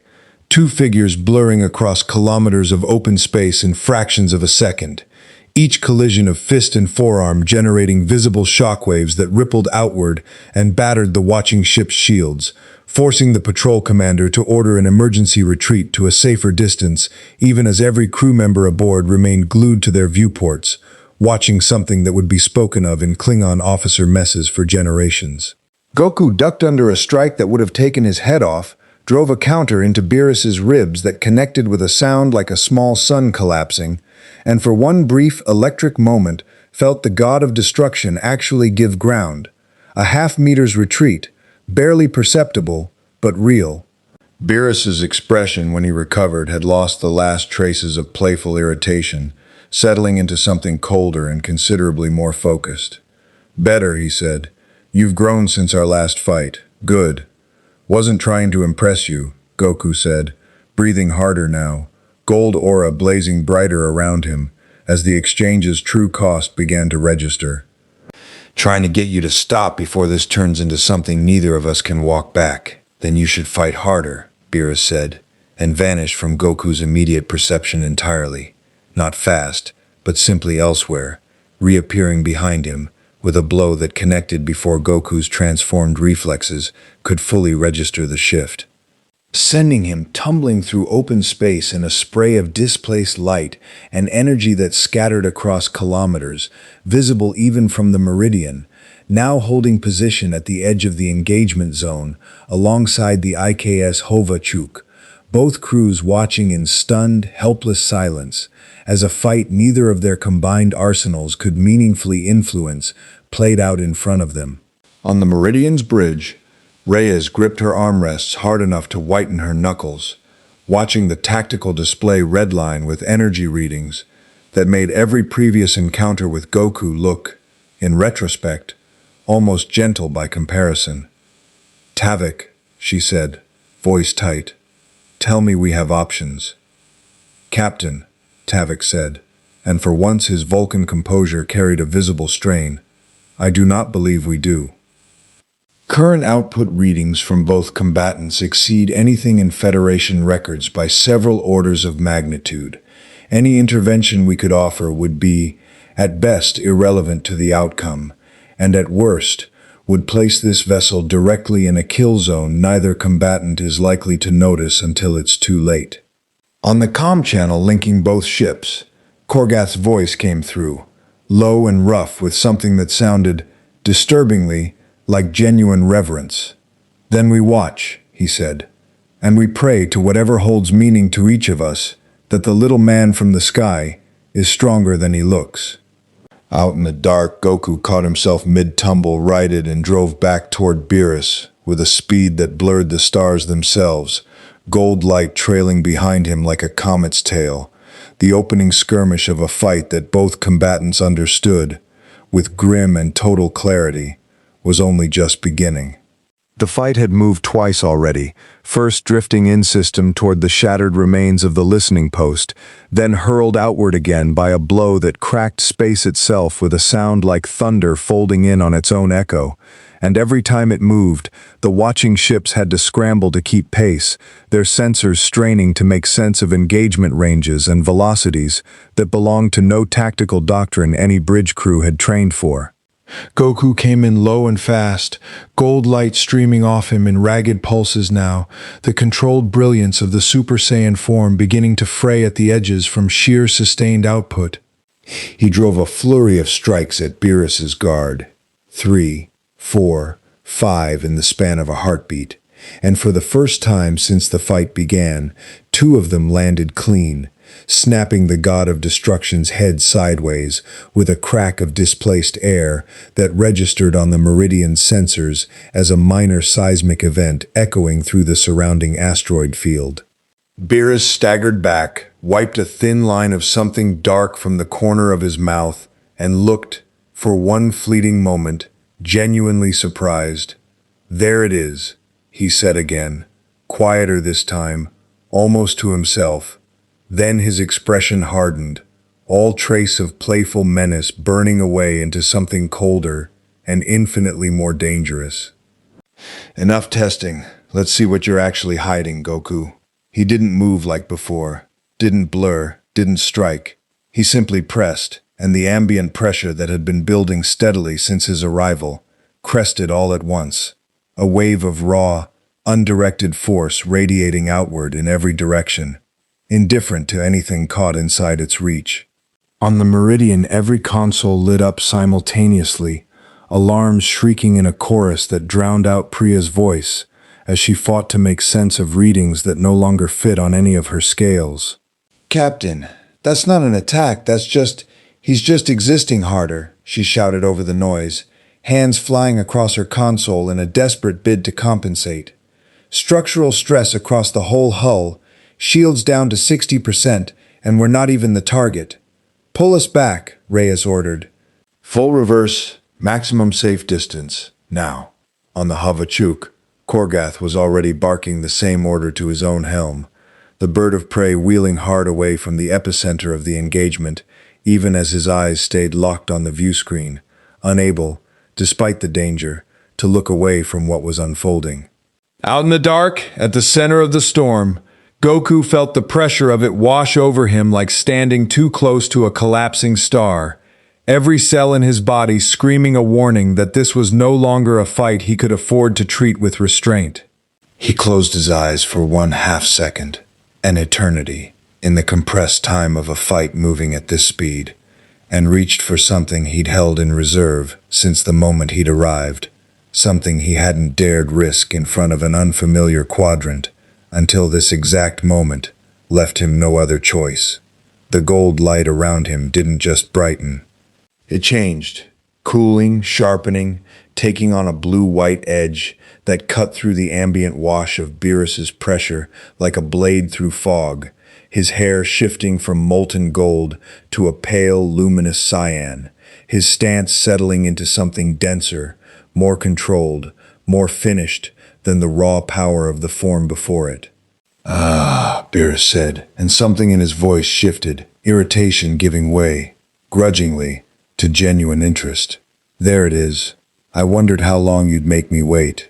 Didn't want to use this unless I had to," Goku said, voice steadier now, the wild edges of exhaustion smoothing back under the new form's discipline. "This ends the fight, Beerus, one way or the other. I'm not letting this go any further than it has to." "Bold claim," Beerus said, though something almost like respect had crept into his tone. "Prove it." The exchange that followed made everything before it look like a warm-up. Space itself seemed to strain under the compressed violence of it. 2 points of impossible light colliding again and again across kilometers that collapsed to meters and back again in the space of single seconds, each impact generating a shockwave that rippled outward and forced both watching ships into increasingly desperate evasive maneuvers just to avoid being torn apart by collateral force. Neither combatant was even aiming at them. Priya's console had stopped trying to track individual movements entirely, reduced to logging aggregate energy discharge in numbers that made Tavik, watching over her shoulder, go very quiet indeed. And then, gradually, almost imperceptibly at first, the balance began to shift. Goku's strikes started landing more often than they missed. His guard held against blows that, minutes before, had sent him tumbling through open space. Beerus's expression, each time the two combatants broke apart for the fraction of a second it took to reset, carried less amusement and more something that looked, unmistakably, like genuine calculation. The expression of a being recalibrating an assessment he'd been carrying, unquestioned, for a very long time.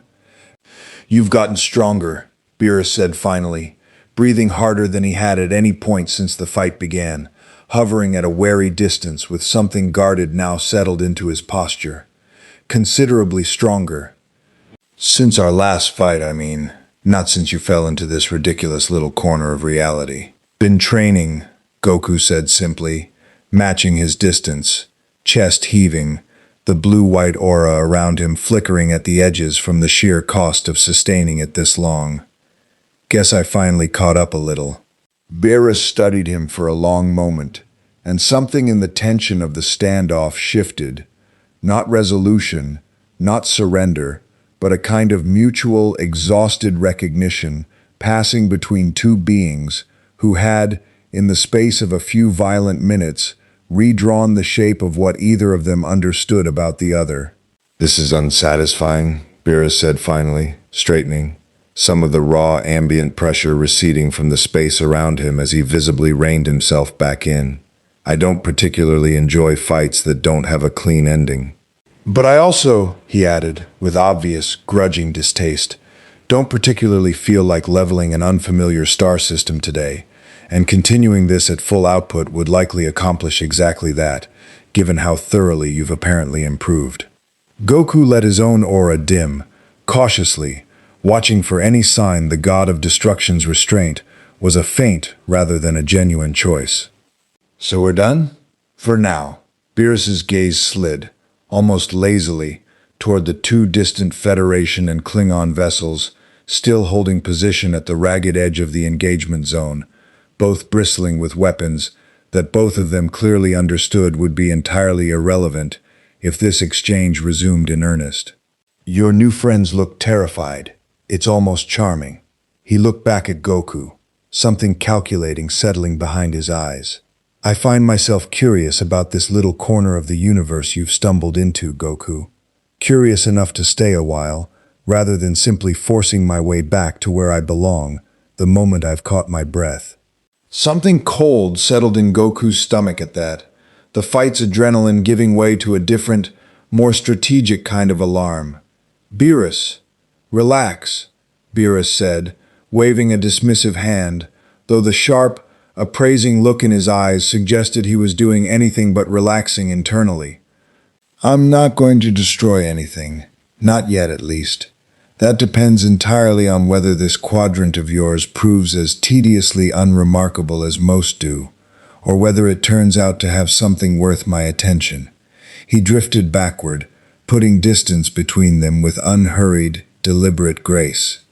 "But I think I'd like to see more of it before I decide. And I think," he added, glancing once more toward the distant, weapons-hot silhouettes of the Meridian and the Hovachuk, "your new friends would be wise to understand that my patience and my restraint are not the same thing as permission." He vanished, not with the streaking speed of Goku's own movement, but simply elsewhere, gone between one instant and the next, leaving nothing behind but drifting debris, two battered starships, and a single exhausted Saiyan hovering in the wreckage of what had, until an hour ago, been an uneventful stretch of Klingon border space. Goku hung there a long moment, breathing hard, the blue-white aura finally guttering out entirely as exhaustion caught up with the adrenaline that had carried him through the fight. Then, slowly, he turned toward the distant ships and raised a hand in what might have been a wave, or might simply have been a signal that the immediate crisis, at least, had passed.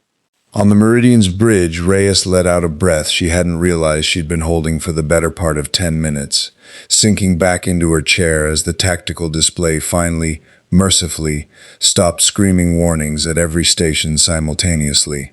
"Get a shuttle out there," she said, voice rough. "Now.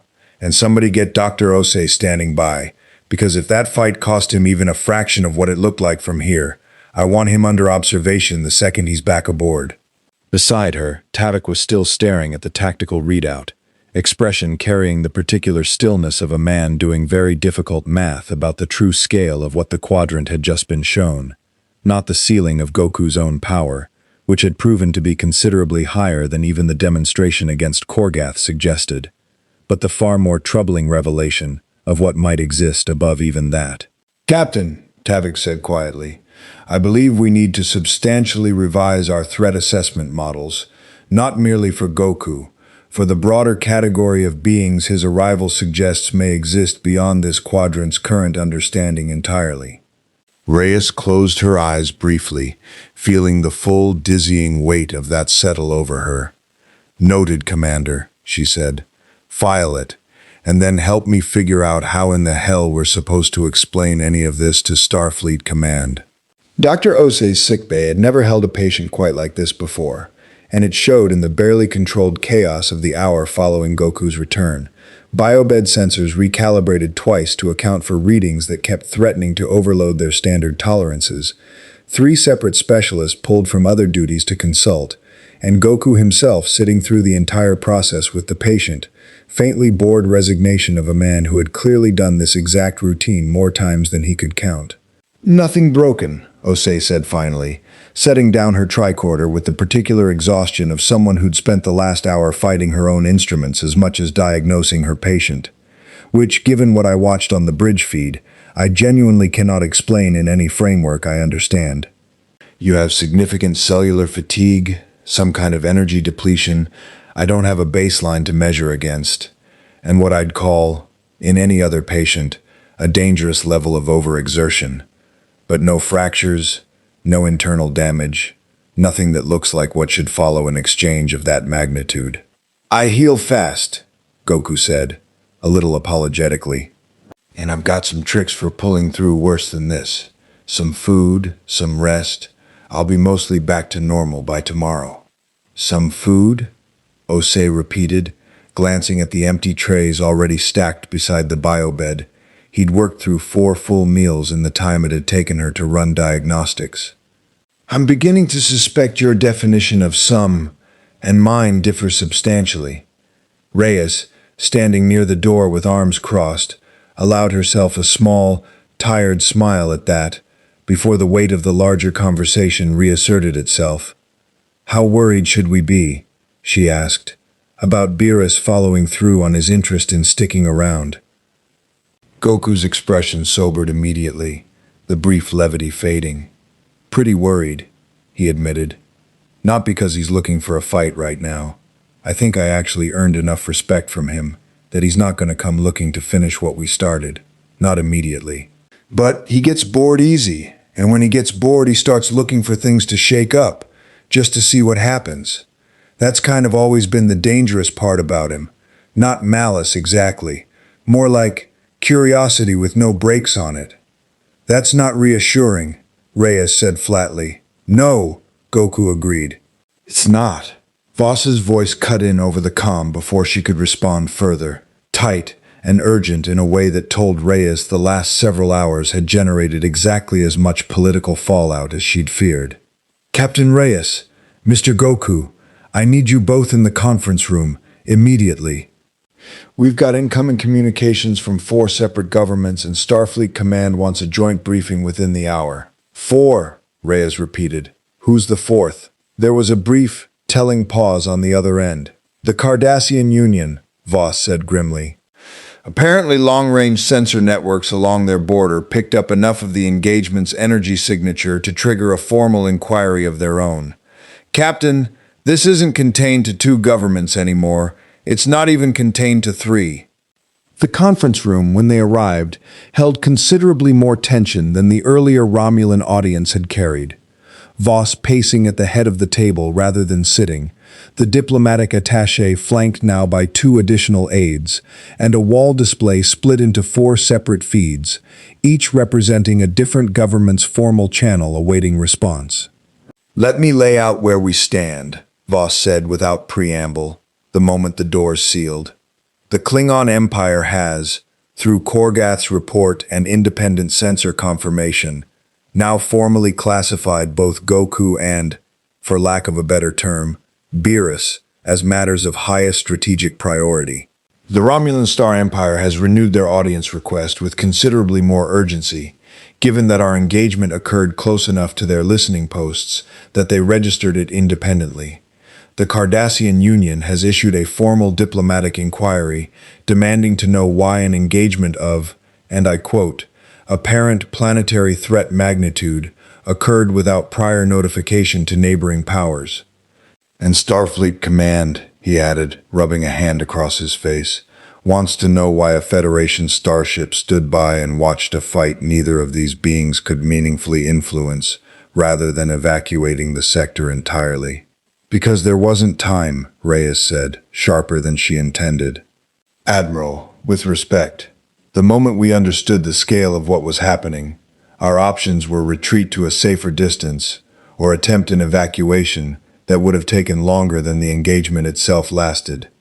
We made the call that kept the most people safest, given the information we had in real time. I know, Captain. I'm not questioning your judgment. I'm telling you what I'm fielding from 4 directions simultaneously, because you and Mr. Goku are about to walk into the middle of it. Voss turned to Goku, his expression grim. Which brings me to the actual question I need answered before this goes any further. Is Beerus a threat to this quadrant specifically, or was what we witnessed a contained, personal conflict unlikely to escalate further? Goku considered the question with visible care, clearly aware of how much weight his answer carried. Honestly, both kind of. He's not gonna go looking for a fight with your governments. That's not really what interests him. But if something in this quadrant catches his attention wrong, or if he decides something here is more trouble than it's worth keeping around, he trailed off, then met Voss's eyes directly. I won't lie to you, Admiral. If he decides to destroy something, there's very little in this quadrant that could stop him, including me, if he's not holding back. The silence that followed was heavy enough that Reyes could hear the faint hum of the room's environmental systems underneath it. Then I need a plan, Voss said finally, for what happens if that decision comes. Because right now, Mr. Goku, the only thing standing between this quadrant and a being with that kind of capability is your relationship with him, and I don't think I need to point out how uncomfortably thin a line that is. I know, Goku said quietly. Believe me, I know, and I'm going to do everything I can to keep him from deciding this place isn't worth leaving alone. But I think, he hesitated, then pushed forward, something resolved settling into his posture. I think the smartest thing I can do isn't sit here in briefings. Just find him again, before he goes looking for trouble on his own terms, and try to understand what would actually keep him from getting bored enough to cause a problem. Give him something to be curious about that isn't destructive. You want to go looking for him, Reyes said slowly, voluntarily. After what just happened, I want to get ahead of it, Goku corrected. Big difference. If I wait for him to come find me, it's on his terms, wherever and whenever he wants. If I go to him first, at least I've got some say in how that conversation starts. Voss studied him for a long moment, weighing the proposal against every instinct that told him letting a wildcard variable go chasing after an even bigger one was exactly the kind of decision that ended careers and started wars. And if the Klingons, or the Romulans, or the Cardassians decide that a second unsanctioned incursion near their space, however well-intentioned, crosses a line they won't tolerate, then that's a risk I take, Goku said simply. Better that than waiting around and hoping he doesn't get bored somewhere worse. Reyes watched the exchange with a mounting uneasy certainty that events had already outpaced anyone's ability to fully control them, that the quadrant's careful, layered diplomacy, all of it built for predictable actors with predictable interests, was being tested against something that simply didn't play by any of the old rules. "Give us tonight," she said, cutting into the silence. "Let Goku rest. Actually rest. Not the abbreviated version he's been running on since the fight. Let me coordinate with Korgath on last known trajectory data. If Beerus is still in the region, a fresh set of eyes on the sensor logs might narrow down where to start looking. And in the meantime, Admiral, buy us whatever diplomatic room you can with these 4 governments. Tell them the truth. We have a plan. We're executing it responsibly, and panic accomplishes nothing except making everyone's decisions worse." Voss held her gaze for a long moment, then gave a slow, reluctant nod. "Tonight," he agreed. "But Captain, I want you leading the search personally. If this goes as badly as it could, I want someone with command authority making the calls in real time, not improvising after the fact." "Understood, Admiral." As the briefing broke up, aides and specialists filing out to begin the unenviable work of drafting diplomatic responses to 4 simultaneously anxious governments, Goku fell into step beside Reyes in the corridor, some of the day's weight visibly settling onto his shoulders now that the adrenaline of the briefing had faded. "Thank you," he said quietly, "for backing the plan. I know it's not the safe choice." "It's not," Reyes agreed. "But sitting here waiting for something with planet-killing potential to get bored isn't exactly safe either. Might as well choose the version where we're doing something instead of just bracing for impact." She glanced at him. "Get some real rest tonight. Whatever's coming tomorrow, I need you at full strength, not running on fumes and adrenaline." Goku managed a tired, genuine smile. "Yes, ma'am." Behind them, unseen in the starbase's lower decks, a very different conversation was unfolding in the guest quarters, still technically reserved for the departed Romulan delegation. A secure channel, Tal Shiar's cipher, carrying a report on the engagement's outcome to recipients who had watched the entire exchange through means the Federation remained entirely unaware they possessed, and who were already, with the patient, methodical calculation the Empire was known for, beginning to draft a considerably more ambitious plan than a simple audience request. Sleep, when it finally came, lasted less than 6 hours before Reyes's comm badge chirped her awake with the particular urgency reserved for things that couldn't wait until morning shift. "Captain," Tavik's voice, tight even by his standards, "you're needed on the bridge. We have a situation." She was dressed and moving before she'd fully processed the words, and found the bridge already crowded with more senior staff than a standard night watch should have carried. Voss himself present, along with 2 of his aides, all of them clustered around the main view screen, with expressions that told her this wasn't about Beerus at all. "Report," she said, settling into her chair as the doors sealed behind her. 3 hours ago, a Romulan diplomatic shuttle requested emergency docking clearance at Starbase 12, citing a medical emergency requiring immediate Federation assistance, Voss said, voice clipped and grim. Clearance was granted under standard humanitarian protocol before anyone thought to flag it for additional scrutiny. The shuttle docked. Medical personnel responded. He paused, jaw tight, and Mr. Goku was not in his quarters when a routine security sweep checked on him 40 minutes ago. The words landed like a physical blow. "You're saying he's gone?" "I'm saying," Voss said, "that Sub-Commander Teves's shuttle departed the starbase 11 minutes ago, and preliminary analysis of the docking bay's internal sensors shows an energy signature consistent with Goku's biological profile aboard that vessel at the time of departure." "He wouldn't just leave with them," Reyes said, though even as she said it, a cold thread of doubt was already working through her certainty. Not without telling someone, not after everything he said about trust, about deciding things for himself. "Unless," Tavik said quietly, "he did not leave voluntarily." The bridge went very still. "Pull the docking bay footage," Reyes ordered. "Every angle, every sensor sweep, now." It took 4 agonizing minutes to compile, and when it finally resolved on the main screen, the story it told sent a fresh wave of cold fury through Reyes's chest.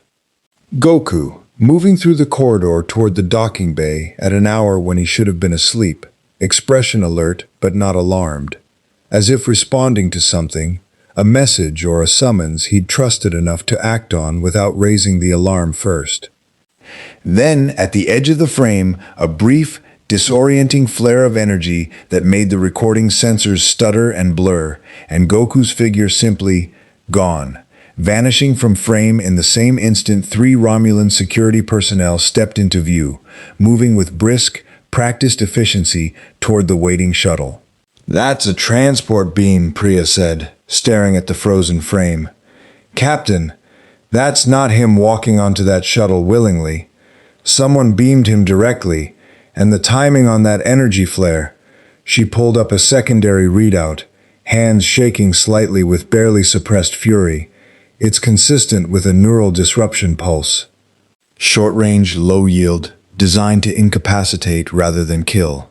They drugged him," Voss said flatly, "or the equivalent. Enough to get him aboard that shuttle before he could resist." Reyes felt something cold and absolutely certain settle into place behind her ribs. Not panic, not yet, but the focused, dangerous clarity of a commanding officer who had just watched a guest under her direct protection get taken from under her nose by a foreign power that had, less than 18 hours earlier, sat across a negotiating table making polite, deniable offers. "They can't have gotten far," she said. "Tavik, intercept course, now. Voss." "Already ahead of you, Captain," Voss said, already moving toward the comm station himself. "I'm putting in an emergency call to the Romulan ambassador on Starbase 12's diplomatic channel, and I want every available Starfleet vessel within 3 sectors redirected to intercept that shuttle before it reaches Romulan space. If they get him across the neutral zone, this becomes an infinitely harder problem to solve through anything short of war." "With respect, Admiral," Reyes said, already halfway to the turbolift, "I don't think diplomatic channels are what's going to solve this in the time frame we have." She reached the Meridian 11 minutes later, breaking every safety regulation on the books getting there, and had the ship underway in pursuit before the engines had even finished spinning up to full power, trusting Tavik's projected intercept course over the more cautious, methodical approach protocol technically demanded, because every minute that shuttle stayed ahead of them was a minute closer to a border that would turn a rescue into an act of war. "Time to intercept?" she demanded, dropping into her chair as the ship leapt to warp. 18 minutes, at current speeds, Tavik said, hands flying across his console. "Assuming the shuttle does not alter course or increase velocity further." "Captain, I feel obligated to note that pursuing a Romulan vessel at this velocity, this close to their border, carries substantial risk of triggering exactly the kind of incident Admiral Voss is currently attempting to prevent through diplomatic channels." "Noted, Commander," Reyes said, voice hard. "Maintain course anyway." Behind them, unseen, the IKS Hovachuk had already broken from its holding position near Starbase 12 without waiting for formal Federation request, Korgath's voice crackling over an open channel a moment later, rough with barely restrained fury.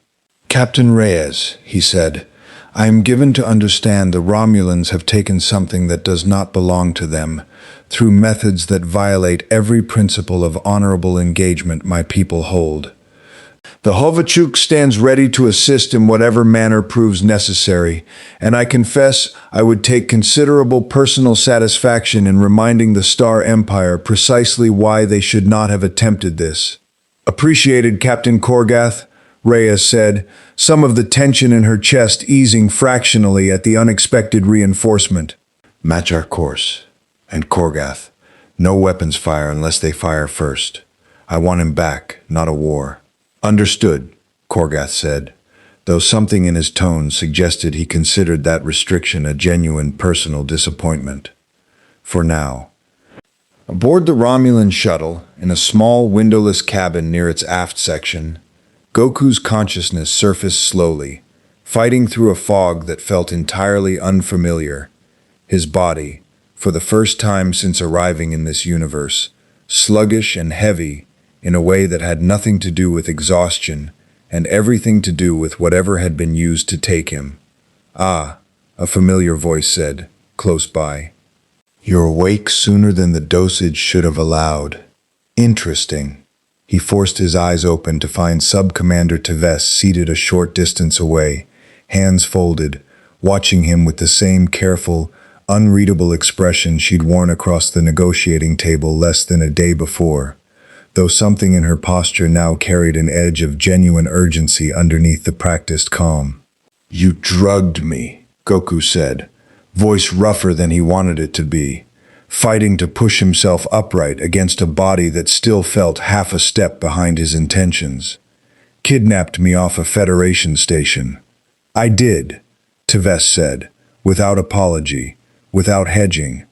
"And before you exhaust yourself attempting something premature against restraints that, I promise you, were designed with your capabilities specifically in mind, I would ask you to hear me out. What I have to tell you changes considerably why this was necessary, and I think, once you understand it, you may find your anger better directed elsewhere than at me." Goku's eyes narrowed, some clarity finally cutting through the lingering fog, old instinct sharpening into focus despite his body's protests. "Then talk fast," he said, "because right now, I'm not feeling real patient." Teves held his gaze, and for the first time since he'd met her, something like genuine, unguarded urgency broke through her careful diplomatic composure. "Approximately 6 hours ago," she said, "Romulan deep space listening posts detected a third subspace rupture, this one considerably larger and considerably more stable than either of the previous two. It has not closed, and Imperial intelligence believes, based on preliminary analysis, that whatever is preparing to come through, it may be considerably more dangerous than either you or the being you fought yesterday combined." Goku stared at her for a long moment, the fog of the sedative burning away entirely under the sudden, sharpening focus of that claim. "You're telling me you kidnapped me to warn me about something," he said slowly, "instead of just asking. Would you have believed us if we'd simply asked?" Teves said, something almost weary in her voice now, the careful diplomatic mask cracking further. Captain Reyes made her distrust of Romulan intentions plain during our audience, and rightfully so. The Empire's reputation for candor is not undeserved. I judged, correctly or not, that the fastest path to getting this information to you, without it being filtered through 3 additional layers of Federation bureaucratic caution, was to bring you here directly and explain myself after the fact. She met his eyes. "I recognize that was a grave miscalculation of trust, and I will answer for it. But the rupture is real, Goku, and it is not diminishing. If anything, our sensors indicate it is stabilizing, behaving less like a wound in space that will eventually seal, and more like something being deliberately held open from the other side." Goku pushed himself fully upright now, the last of the drug's fog burning away under a colder, more focused alertness. "Held open by what? We don't know," Teves admitted. "That is in part why I judged your direct involvement necessary, rather than a matter to be relayed through diplomatic channels and committee assessment. You are the only being in this quadrant with direct experience of what lies on the other side of these ruptures. I needed your assessment, quickly, before the Federation's caution and the Klingon Empire's posturing cost us the time to actually understand what's coming." Before Goku could respond, the shuttle shuddered hard enough to throw both of them against their restraints, alarms beginning to blare somewhere forward. "Report," Teves snapped into a comm panel. "All business now." Whatever vulnerability had crept into her voice moments before vanishing back beneath practiced command authority. "Sub-Commander, we're being intercepted. Federation and Klingon vessels. Closing fast. Weapons hot but not yet firing. They're demanding we heave to and surrender the passenger immediately." Teves closed her eyes briefly, something like grim resignation passing over her features, then looked back at Goku. "Your Captain Reyes moves quickly, I'll give her that. She's not going to stand down," Goku said, already working the restraints at his wrists loose with more ease than the design had clearly anticipated, not through force, but through the simple, patient application of ki that made the binding's containment field flicker and fail. Not until she knows I'm safe. You should let her know that before this turns into something you don't want it to. Agreed, Teves said, and to her credit didn't hesitate. Helm, open a channel to the Federation vessel. Tell them we intend no harm, that our passenger is unrestrained and willing to confirm his own safety directly, and that we have urgent intelligence to share regarding a matter that concerns all our governments equally. The channel opened on the Meridian's bridge with an abruptness that made Reyes's pulse spike before she'd even processed the image resolving. Teves's face, tense but composed, and behind her, visible over her shoulder, Goku, alive, alert, and very clearly unrestrained. Captain Reyes, Teves said, before Reyes could get a word out. I understand your fury, and I will answer for the methods used to bring your guest aboard this vessel, fully and without excuse, at whatever time and venue you deem appropriate. But right now, I need you to stand down your intercept and listen, because we have a genuine crisis unfolding that requires all of us, not another hour lost to justified anger. You kidnapped him, Reyes said, voice like ice, one hand still hovering near the command console's weapons authorization. You drugged a guest under Federation protection and smuggled him off a starbase. Give me one reason I shouldn't board that shuttle by force this instant. Because there's a fourth rupture, Goku said, stepping fully into frame, and something in his tone, grim, urgent, entirely without the easy warmth that usually colored his voice, cut through Reyes's fury more effectively than any diplomatic argument Teves could have offered. Bigger than the ones before it? Not closing. Romulan sensors picked it up hours ago, and she came to get me because she thought I'd have a better read on it than anybody else could. Faster than it'd take to convince Starfleet Command through proper channels. Reyes's jaw tightened, torn between the very real, justified fury at how this information had been delivered, and the growing, cold understanding that the underlying substance of it mattered more than her anger at the method. Is that true? She said to Teves, flat. Or is this a very convenient story constructed after the fact to justify an unforgivable breach of trust? I have the sensor data, Teves said. I will transmit it to your ship immediately, unencrypted, for independent verification by your own science officers. I am not asking you to trust my word, Captain. I am asking you to look at the readings yourself. She paused. And I am telling you, with complete honesty, that whatever anger you have toward me and toward the Empire is entirely justified and entirely secondary to the fact that something is coming through that rupture, and none of our governments have the luxury of relitigating trust while it finishes arriving. Reyes held her gaze for a long, taut moment, every command instinct warring against the cold, practical recognition that Teves wasn't wrong about the priorities, whatever the wisdom of her methods. Transmit the data, she said finally. Tavik, get me an independent read the second it arrives. She looked back at the screen, voice hardening. And Sub-Commander, the moment this crisis is resolved, however it resolves, we are having a very different conversation about what just happened here. Am I understood? Completely, Captain, Teves said, without argument. I would expect nothing less. The sensor data arrived within moments, and Tavik's hands were already moving across his console before the transmission had fully resolved, cross-referencing against the readings from the two previous ruptures, with the focused intensity of a man racing against a clock only he could fully see.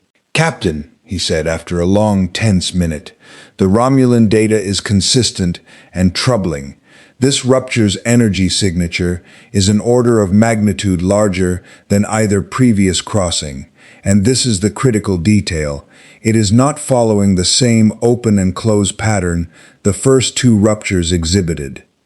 It has remained open for 6 hours and 11 minutes and is, by every measure in this dataset, growing. Growing how? Reyes said. I do not know, Tavik admitted, and the honest uncertainty in his voice, from a man who almost never expressed it, sent a fresh chill through the bridge. But if the pattern from Mr. Goku's own arrival holds, power correlating to the scale and duration of the rupture required to cross, then whatever is coming through this one may exceed both Mr. Goku and Beerus combined in raw capability. The bridge went silent, the full weight of that assessment settling over everyone present. Goku's voice, when it came through the open channel, had lost every trace of its usual easy confidence, replaced by something Reyes hadn't heard from him before, genuine, unguarded uncertainty. I don't know what's coming through that, he admitted. I fought Beerus. I've fought gods before, fought things that could have ended universes if they'd wanted to, but I don't have a name for something bigger than that, and I don't like not knowing. Then we find out together, Reyes said, surprising herself with how steady her own voice came out, some deep, settled resolve overriding the fear underneath it. Sub-Commander Teves, get that shuttle to the rupture coordinates. Tavik, plot us an intercept course, best possible speed. And somebody get Korgath on an open channel. I want every asset we can responsibly gather at that rupture site before whatever's coming through gets a chance to arrive unopposed.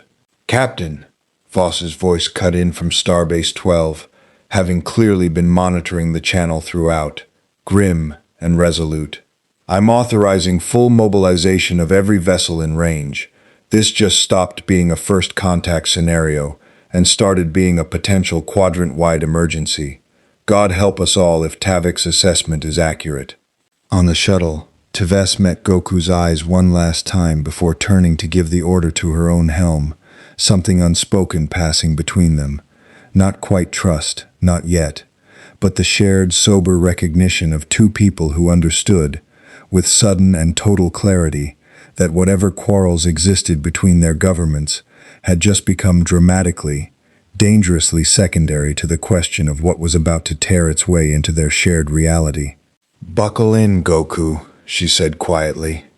I have a feeling this is about to become considerably worse before it gets better. Goku's jaw set, gold light beginning to flicker faintly at the edges of his exhausted frame as old instinct reasserted itself over fear. Story of my life, he said, echoing words he'd spoken what felt like a lifetime ago, in an observation lounge, watching stars streak past at warp with nothing more pressing on his mind than wondering if anyone in this quadrant was worth fighting. He had, he reflected grimly, gotten his answer to that question rather more thoroughly than he'd ever intended. The rupture, when the combined fleet finally arrived at its coordinates, looked nothing like the clean, violet-edged tear that had first delivered Goku into this universe. It hung in open space like an open wound that refused to close.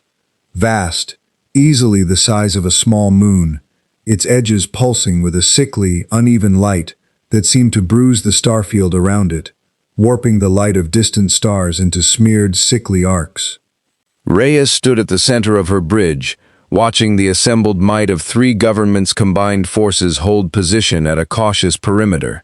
The Meridian, the Hovachuk, Teves's shuttle escorted now by two additional Romulan warbirds that had arrived in the last 20 minutes, and, arriving even as she watched, a Cardassian cruiser broadcasting formal diplomatic credentials and a request to observe rather than interfere, granted grudgingly under the circumstances. Talk to me, Tavik, she said. What are we looking at? The rupture's growth has slowed but not stopped, Tavik reported, hunched over his console with an intensity that had held steady for the better part of an hour now. Current diameter estimate, 1.2 kilometers, expanding at a diminishing rate. If the pattern holds, I project full stabilization within the next 40 minutes, at which point, based on the correlation Mr. Goku described between rupture scale and the power of whatever crosses it, we should expect an arrival considerably beyond anything we've yet encountered. On an auxiliary channel, Goku's voice came through, tight with concentration. He'd insisted on positioning himself in a shuttle of his own now, close enough to the rupture to react the instant something came through, far enough that the assembled fleets could still, in theory, offer some kind of support without him standing directly in a potential kill zone. "I don't like this," he said. "Whatever's coming, it's had time to prepare for the crossing instead of getting torn through by accident like I was, or dragged along like Beerus. That's not good. That means it's choosing to come here." "Choosing why?" Reyes asked. "I don't know," Goku admitted, "but I don't love the possibilities." Beside her, Korgath's voice crackled in on the same open channel, uncharacteristically subdued. "Captain Reyes, Goku, for what little it is worth, the Empire stands ready regardless of what emerges. Whatever comes through that tear, it will not find the quadrant undefended, whatever the odds." "Appreciated, Captain," Reyes said, though the grim math of the situation sat heavy in her chest. Every asset gathered here, every phaser bank and disruptor cannon and photon torpedo tube across 3 governments' combined might, and Tavik's own assessment suggested none of it would matter if the being on the other side of that rupture proved even remotely as dangerous as feared. The weight stretched unbearable, the assembled fleet holding position in tense silence as the rupture's pulsing light slowed, steadied, and finally, after nearly 40 minutes exactly as Tavik had projected, stabilized into something horribly, patiently still. "Here it comes," Priya said, voice barely above a whisper, every eye on the bridge fixed on the main view screen. The figure that stepped through, because it did step, deliberate and unhurried, rather than tumbling through like Goku or being dragged like Beerus, was smaller than the scale of the rupture might have suggested, humanoid in shape, but wrong in every subtle way that made Reyes's instincts scream, even before her conscious mind could catalog why. Pale, angular, wrapped in armor that seemed to drink in the light around it rather than reflect it, moving with a slow, unbothered confidence that felt, somehow, far more unsettling than raw aggression would have been. It paused at the rupture's threshold, surveying the assembled fleet with an expression Reyes couldn't quite read at this distance. And then, in a voice that carried across open space with the same impossible clarity that seemed to govern communication for beings of sufficient power in this universe, it spoke. "Interesting," it said, unhurried, almost bored. "I felt the disturbance from the first crossing 3 of your standard days ago. I confess I did not expect to find quite this much gathered to greet me." "Identify yourself," Reyes said, forcing steel into her voice despite the cold dread pooling in her stomach. The figure's gaze, and Reyes could have sworn, even at this distance, that it found her specifically among the assembled ships, picking her out with unsettling precision, settled on the Meridian's position.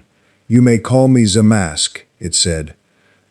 "And I have come a very long way, Captain, to find out whether this little corner of reality holds anything worth my attention, or whether, like so many I have found before it, it is simply waiting to be shown how small it truly is."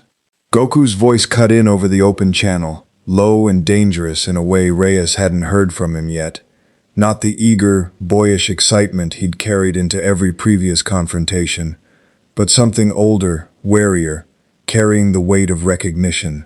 "I don't know that name," he said, quiet enough that it took Reyes a moment to register he was speaking. "And I don't like that I don't.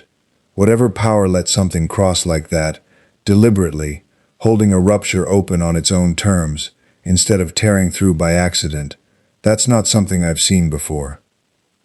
"Not from Beerus, not from anyone." "Meaning?" Reyes asked, though she already dreaded the answer. "Meaning," Goku said, "we might be looking at something that's operating on a scale I genuinely don't have a reference for, and I don't say that lightly." Out on the tactical display, Zamask drifted forward from the rupture's threshold, unhurried, and the assembled fleet's sensors, every ship, every array, across 3 governments' worth of technology, began, almost in unison, to register a power reading that dwarfed even the catastrophic numbers logged during Goku and Beerus's engagement, climbing steadily, patiently, with the terrible, unhurried confidence of something that had never once needed to rush. Zamask drifted closer, unhurried, and the assembled fleet's weapon systems screamed silent warnings across every bridge simultaneously. Targeting solutions refusing to lock, sensor arrays struggling to maintain a stable read on something that seemed to exist at the edges of what their instruments could reliably measure. "Hold positions," Reyes ordered, voice tight but level, forcing calm into a bridge crew whose nerves had already been stretched thin by hours of waiting. "Nobody fires without my direct order. Tavik, I want constant readings. Anything that changes." "Captain," Tavik said, and something in his tone made her blood run cold. "His power output is not merely high. It is stable, unlike Beerus's engagement, where we observe fluctuation consistent with active exertion. This reading has not moved in the last 90 seconds. He is not straining to project this level of power. This appears to be his baseline." On the auxiliary channel, Goku's breath had gone tight and controlled, the particular focused stillness of a fighter doing hard, fast math about an opponent he genuinely didn't understand. "Everybody listen to me," he said. "I need you to pull back, all of you. Whatever's about to happen here, I don't think it's something your ships can survive being close to, win or lose. We're not leaving you to face that alone," Reyes said immediately. "I'm not asking you to leave me," Goku said. "I'm asking you to not get killed for nothing if this goes bad." "There's a difference." His voice softened just slightly underneath the urgency. "I've got a better shot at this, if I'm not also worried about a stray shockwave taking out 3 governments' worth of ships and crews. Please, pull back to a safe distance. Let me handle the first move." Reyes's jaw worked, every command instinct rebelling against the idea of retreating while an ally faced down an unknown threat alone. But underneath the instinct sat the colder, harder recognition that he wasn't wrong, that the numbers Tavik was reading off suggested the assembled fleet's presence here was, at best, a complication, and at worst, a liability that could cost lives for nothing. "Fall back to 5,000 kilometers, she ordered, the words tasting like ash. "All vessels, on my mark. Goku." She hesitated, then pushed through it. "Don't you dare die out there, without telling us what happened first." "Wouldn't dream of it," Goku said, and something in his voice, despite everything, carried a thread of his familiar, incorrigible humor.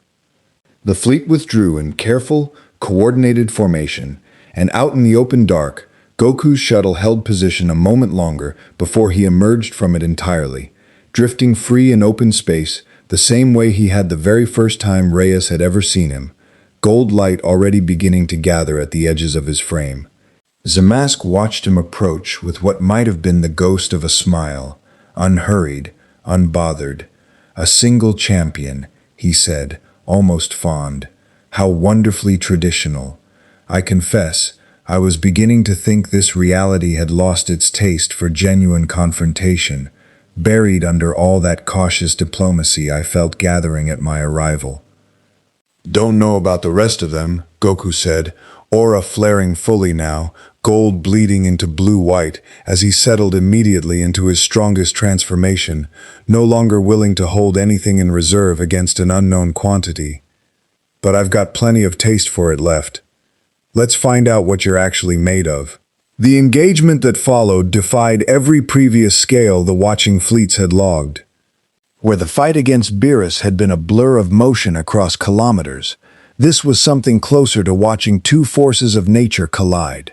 Space itself visibly distorting around each exchange, the assembled ship's shields flaring and straining at 5,000 kilometers distance from impacts that by any conventional measure should have been far too distant to register at all.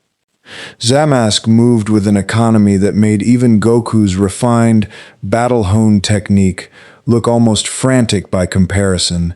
Every block, every counter delivered with the unhurried confidence of a being who had genuinely never once needed to rush against an opponent. "Impressive," Zamask said, after an exchange that left Goku bleeding from a cut above his eye, breathing hard, gold aura flickering under sustained strain in a way it hadn't during the fight with Beerus. "Genuinely. It has been some time since anything managed to actually mark me." He tilted his head, studying Goku with an expression that had shifted, subtly, from bored curiosity into something more genuinely engaged. I begin to think this little pocket of reality may be worth more of my attention than I initially assumed. Careful what you wish for, Goku said, forcing a grin through the exhaustion and pain, gold light steadying as he reached, once again, for the deeper well he'd tapped against Beerus, hair bleaching further toward that cyan white edge. Getting my attention's usually a bad idea for people who don't actually want to fight to finish. The Super Saiyan blue form settled fully into place, and for one brief electric moment, Zamask's unhurried composure flickered, the faintest crack of genuine surprise passing across his angular features as the balance of the engagement shifted, Goku's strikes landing with newfound weight and precision, driving the pale figure backward through open space for the first time since the fight had begun. "There it is," Zamask said, and something in his voice had sharpened now, all trace of bored condescension burning away into focused, genuine interest. The real question, then, how much further does this go? He didn't wait for an answer. The pressure that radiated outward from him in the next instant made Beerus's earlier display look almost gentle by comparison, a wave of raw, concentrated force that didn't merely stress the distant fleet's shields, but sent every vessel scrambling into emergency evasive maneuvers as the shockwave's edge reached even their withdrawn position, alarms screaming across every bridge simultaneously.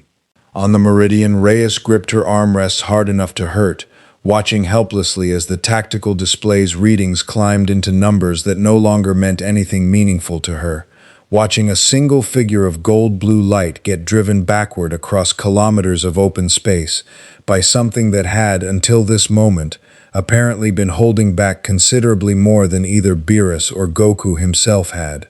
"Captain," Priya said, voice cracking, his output just increased by another factor of, "I can't even give you a number. The scales exceeded what the sensors can process." "Can he survive this?" Reyes demanded, though she already dreaded the answer written plainly across Tavik's grim expression. "I do not know," Tavik said quietly. "I genuinely do not know, Captain." Out in the dark, battered, bleeding, gold-blue aura fraying at the edges under strain that had never once, in any fight before this, pushed him quite this close to his absolute limit. Goku forced himself upright against the wreckage of a debris field, staring across the widening gap at a figure who hadn't even needed to raise his voice to demonstrate power that made every previous confrontation in this quadrant look, by comparison, almost gentle. He thought, in the brief, ragged pause before the fight resumed, of Reyes's steady voice in that observation lounge, of Korgath's grinning, delighted respect, of his wife and son waiting in a universe he wasn't at all certain he'd ever see again, and understood, with sudden and total clarity, that whatever came next would decide considerably more than his own survival. He gathered what remained of his strength, gold-blue light steadying one final time, and pushed himself back toward the fight. The pause between exchanges stretched only a heartbeat, but in that heartbeat, Goku found something he hadn't reached for yet. Not raw power, not technique refined over decades of training, but the particular stubborn clarity that had carried him through every fight he'd ever genuinely believed he might lose. "You know what I noticed," he said, voice rough but steady, drifting back toward Zamask across the scarred debris field. "About every fight I've had since I landed in this place, everybody keeps telling me how big the stakes are, how much is riding on it. Governments, quadrants, whole ways of life." He rolled his shoulders, blue-white light steadying around him despite the visible strain fraying at its edges. "Doesn't actually change how I fight. Never has. I fight the same whether it's a friendly spar or the end of everything. Full, all the way, no half measures. Guess I should thank you for reminding me why that matters." Zamask's expression, for the first time since stepping through the rupture, shifted into something that carried genuine, unguarded curiosity, rather than bored condescension. "A philosophy," he said, almost delighted. "How refreshingly unsophisticated." "And yet," he gestured, almost lazily, toward the scattered debris and the distant, withdrawn fleet still holding position at the edge of sensor range. Here you stand, considerably diminished, facing a power you cannot fully measure, in defense of a reality that is not even your own. Explain the logic of that to me, champion, because I confess I find it genuinely puzzling. Doesn't need to be complicated, Goku said. I met people here worth protecting. That's enough. He moved before the sentence had fully finished leaving his mouth. Not the raw, honest speed of earlier exchanges, but something sharper, more economical. Every ounce of remaining strength poured into a single, committed strike that closed the distance in a fraction of a second. Zamask's earlier unhurried confidence hadn't quite prepared him for. The blow connected, and for the first time in the entire engagement, Zamask staggered. Not far, not decisively, but enough that something genuinely uncertain flickered across his angular features for the barest instant before careful composure reasserted itself. "Ah," he said, quieter now, testing the edge of his own jaw with two fingers, drawing back a thin line of something dark. "There it is, the thing you've been holding in reserve this entire fight." "Wasn't holding it in reserve," Goku said, breathing hard, every muscle screaming protest at the sustained output. "Just needed a reason good enough to reach for it. You gave me one." What followed defied easy description even for those watching from 5,000 kilometers away, sensors straining at the absolute edge of their capacity to render anything coherent from the exchange. 2 points of impossible light colliding again and again, in a rhythm that had shifted, subtly but unmistakably, from Zamask's earlier unhurried dominance into something closer to genuine, mutual contest. Goku's strikes landed with increasing frequency, driven by something that had less to do with raw power than with sheer, stubborn refusal to accept any outcome other than the one he'd chosen to fight for. And slowly, agonizingly, uncertainly, in a way that made every officer watching from the withdrawn fleet hold their breath in unison, the balance began, genuinely, to shift. Zamask broke away first, putting distance between them with a deliberate, controlled retreat that carried none of his earlier unhurried confidence, studying Goku across the gap with an expression that had settled, finally, into something like genuine respect. "I have not been pushed this hard in longer than I care to admit," he said, and for the first time something in his voice carried a note that might, in a being less carefully composed, have been called uncertainty. "You understand, of course, that I could still end this, even now, even diminished as you clearly are. The gap between us has narrowed. It has not closed." "Yeah?" Goku said, hovering unsteadily, gold-blue light guttering at the edges from strain that had gone past anything sustainable. "I figured. But here's the thing. You've been testing this whole quadrant since you stepped through that rupture. Seeing if it's worth your attention, seeing if it's worth destroying." He met Zamask's gaze, steady despite the visible cost of holding it. "I think you already know the answer. I think you knew it about 30 seconds into this fight, and everything since has just been you deciding whether you're going to admit it." The silence that followed stretched long enough that even the distant, watching fleets seemed to hold their breath collectively, waiting on the outcome of a conversation happening on a scale none of them could meaningfully influence. "Perceptive," Zamask said finally, and something in his posture eased, fractionally. Not surrender, not retreat, but a kind of careful, deliberate recalibration. "Very well, I will grant you this much honesty, champion, since you have earned considerably more of it than most who face me ever do. I did not cross into this reality seeking conquest or destruction for its own sake. I crossed because I felt the disturbance of your own arrival ripple through the fabric between realities, and I wished to understand what manner of place could produce a being capable of causing it." "I have found my answer, which is," Goku asked, wary, every instinct still braced for a reversal, "that this reality, whatever its considerable political complications," Zamask said, glancing, almost lazily, toward the distant fleet still holding position, is not, in fact, undefended. And that you specifically appear to have found something here worth the considerable cost of defending it, which is, I confess, more than I can say for most champions I've encountered across a great many realities. He drifted backward, the ambient pressure that had been radiating off him since his arrival finally, gradually, receding. I find myself disinclined to destroy something that has produced a champion of your particular caliber. Call it professional curiosity if you like. I would rather see what this place becomes than erase it before it has the chance.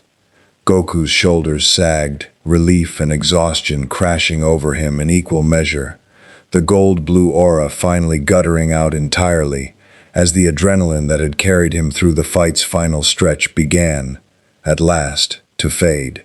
So that's it? You're just leaving?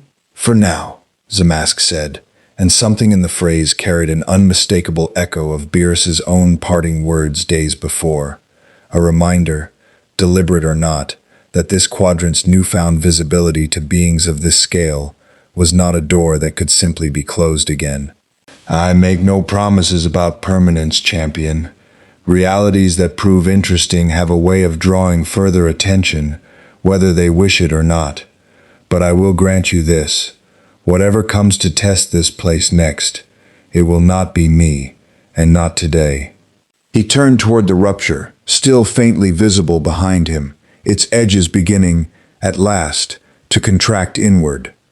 One final thing, he said, pausing at its threshold, glancing back with something that might, in a stranger, have passed for genuine warmth. Tell your Federation and your Empire and whatever other governments have gathered to watch this, the fact that they showed restraint, that they trusted a single champion to represent them, rather than throwing every weapon they possessed into a fight they could not have won, speaks well of them. It is rarer than you might think, among realities I have visited. That restraint is, in its own way, part of why I am inclined toward mercy today. And then, without further ceremony, he stepped through the rupture, and it sealed shut behind him with a soft, anticlimactic shimmer of violet light, leaving behind nothing but drifting debris, a battered, exhausted Saiyan hanging in open space, and an assembled fleet, slowly, cautiously, beginning to close the distance they'd been forced to keep for the better part of an hour. The Meridian's shuttle bay held a very different atmosphere than it had 3 days earlier, when Goku had first materialized in sickbay, an unknown quantity nobody had known how to categorize. Now, as he was brought aboard on a gurney, protesting weakly that he could walk, overruled firmly by Dr. Osei, the crew gathered along the corridor didn't watch with wary caution. They watched with something closer to reverence, murmured words of relief and gratitude following him down the passage, in a way that made even his exhausted grin flicker with genuine, embarrassed warmth. Reyes met him in sickbay, waiting until Osei had finished her initial assessment, before allowing herself the moment she'd been holding back since the fight's final uncertain stretch, crossing the room and, without quite meaning to, pulling him into a brief, fierce hug that startled them both in its intensity. "Don't," she said, voice rough, "ever scare me like that again?" "No promises," Goku said, though the words carried none of their usual teasing lightness, exhaustion, and something more genuine, more grateful, underneath them instead. "But I'll try." Over the following days, as word of the engagement rippled outward through 4 governments' diplomatic channels, the quadrant's careful layered politics began, slowly, to shift into something new. Not resolved, not simplified, but transformed by the shared, undeniable understanding that the old assumptions about power and threat no longer fully applied.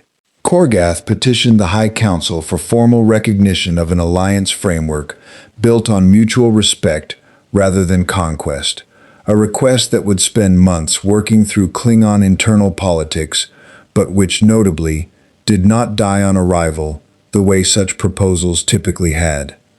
Tivess, true to her word, submitted herself for a formal accounting before both Romulan and Federation authorities regarding the abduction, a reckoning that cost her rank and standing, though not, Reyes noted with some surprise, her freedom, the Empire apparently judging the intelligence she'd surfaced worth the diplomatic cost of disciplining her publicly rather than quietly disappearing the entire incident.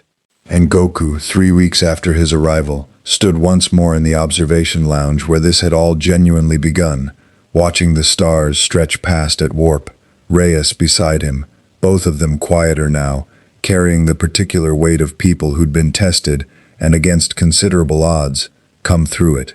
Tavik thinks he's found something, Reyes said. A theoretical model for stabilizing a rupture on our end. Not perfect, not guaranteed, but a real shot at sending you home, instead of waiting for another accident to do it. Goku's expression when he turned to her carried something more complicated than simple relief. Gratitude, certainly, but underneath it, an unmistakable thread of something that looked almost like reluctance.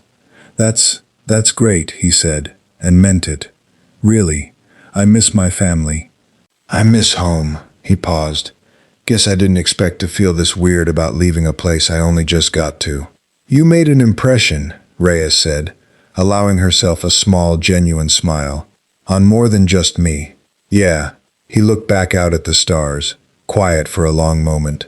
For what it's worth, whatever's still out there, Beerus, Zamask, whatever else might come looking someday, this place isn't as defenseless as it looks. You've got people here who'll stand up regardless of the odds. That counts for more than raw power in my experience. Probably counts for more than anything. Reyes considered that, watching the stars stretch and blur past the viewport, and found for the first time since a man on fire had fallen out of a tear in reality and changed the shape of everything she'd thought she understood about her quadrant, something that felt genuinely, cautiously like hope. Come on, she said finally, turning from the window. Let's go tell Tavik you're ready to try going home. Goku fell into step beside her, some of his old easy grin returning despite everything. Despite the weight of a journey neither of them could have predicted when a rupture first tore open 11 days and a lifetime ago. One more thing before we do, he said.